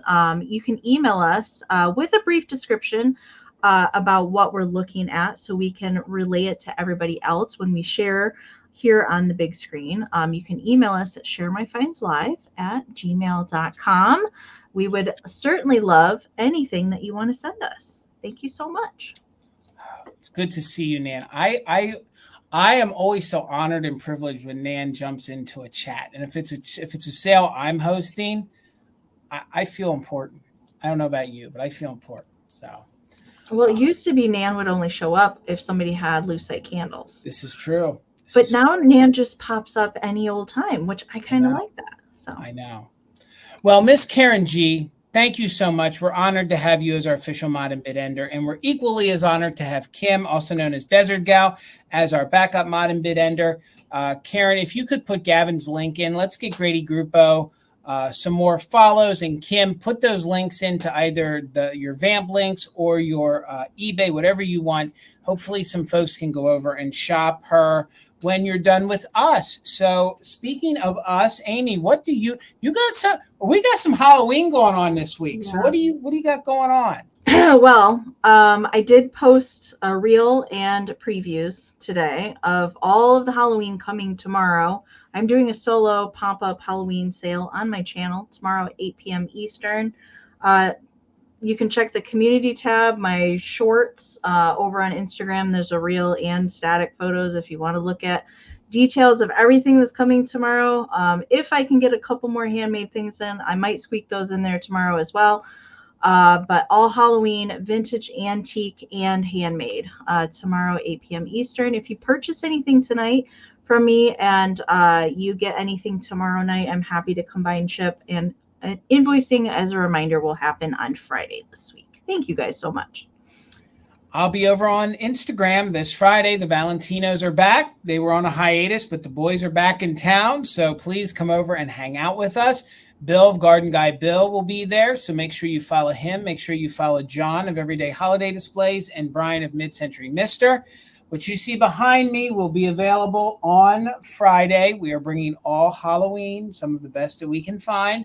So hopefully you guys can join us. And if you purchase from me over there, I can combine that from Monday and tonight's sales. Now, if you guys purchase that styrofoam jack-o'-lantern up there, which I've never seen one before, that will probably have to go by itself. So under normal circumstances, we can try to get it all together, but something that big might have to go by itself. So, Amie, what else did I miss? Anything? Nothing, but Philomena asked me a question. Yes. No general fall tomorrow. No, everything is all Halloween tomorrow. I have a lot of Halloween, so I was trying to thin some of it out. And I actually have more that I'll be bringing to more sales, but I plan to do more general fall stuff like through the month of September. So you'll see stuff on Wednesdays and maybe an extra sale here or there as well. The general fall stuff is coming. I got to make more of it. Yeah. Gotcha. And I have a few pieces of Halloween left, so I will be mixing them in probably with me and Amie have some together in the next week or two. So, all right, let's get to it. We got Rosie B in the queue. She sent in some photos. So before I show the pictures, I just want to let you guys know you're going to see her salt and pepper collection. You're going to see some of her Fiesta wear collection, and you're also going to see some of her Red Riding Hood collection, okay? Ooh. So the pictures are a little small, so please, if you can zoom in. We'll do our best to show you everything. But these are her cases, and then we have close-ups of the cases. Okay. So this, of course, shows the one case, which is all the way over there right above the name Rosie. That's the salt and pepper collection, the Fiesta. And then we have the Red Riding Hood, but we also have the glass collection. Okay. All that mid-century glass. Really pretty. So I'm not sure if you guys can see. Let's switch ahead. Let's go back to this one because those are going to be close-ups of the shakers. If you guys look at her shelf of glass, okay, she has her blue glass and is being guarded by her Murano. Can you see there's 3 silver giant figures? Murano? Yeah, they're giant Murano alien babies, okay? If you guys know your glass, they are super hard to find, and their names are Trixie, Zen, and Atlas. Those are the 3 names of those silver Murano aliens, babies, that are protecting her glass over there. They're the glass gladiators. So let's get into the close-ups of some of the shakers because I know we have some shaker fans here in the house. Cora Clucker back there, Fisher Price. It's really good. Really good. And I mean, I can see some of the, I think they're the lenticular eye kitty cats in the far back. Yep. We have some, I think there's some anthropomorphic mixed in there. I mean, this is a fun case filled with a lot of shakers in there. A lot of shakers. So we have this other picture. She also collects peanut butter glasses of the birds. So they would be bird peanut butter glasses. And she also collects some of these circus ones. And I think I see some World's Fair. Yeah. Ones there. So they're super fun too. So I think it's a really fun collection. I think it's a really different collection. So we'll. In the drink holders, no less. Mm-hmm.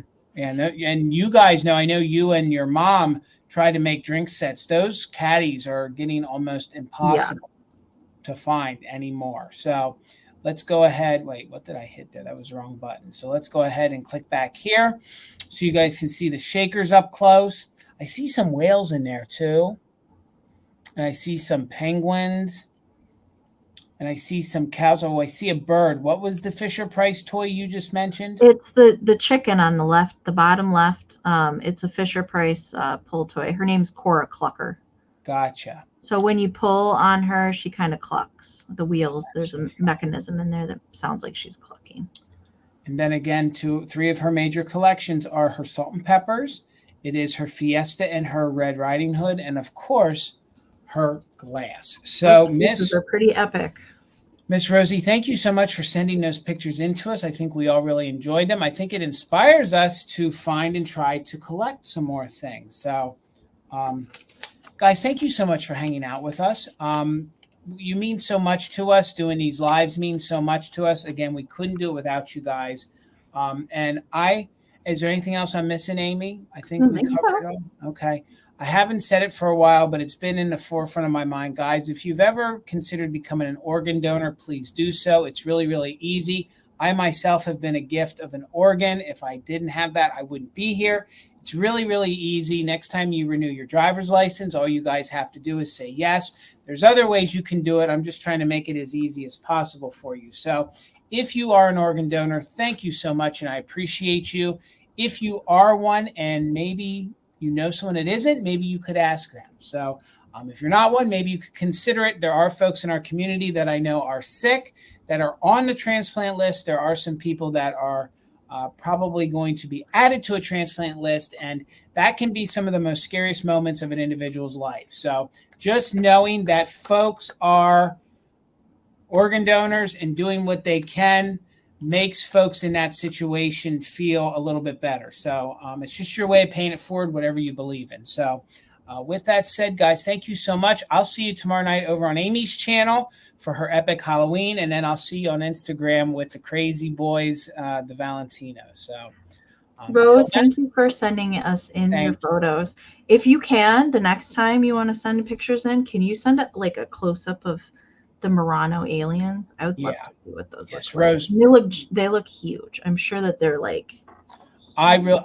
Yeah, if you could, I think Tina tried to close up, get as close as she could. So Rose, if you could send us just one of those, Yeah. we'll slide you right back into the queue immediately.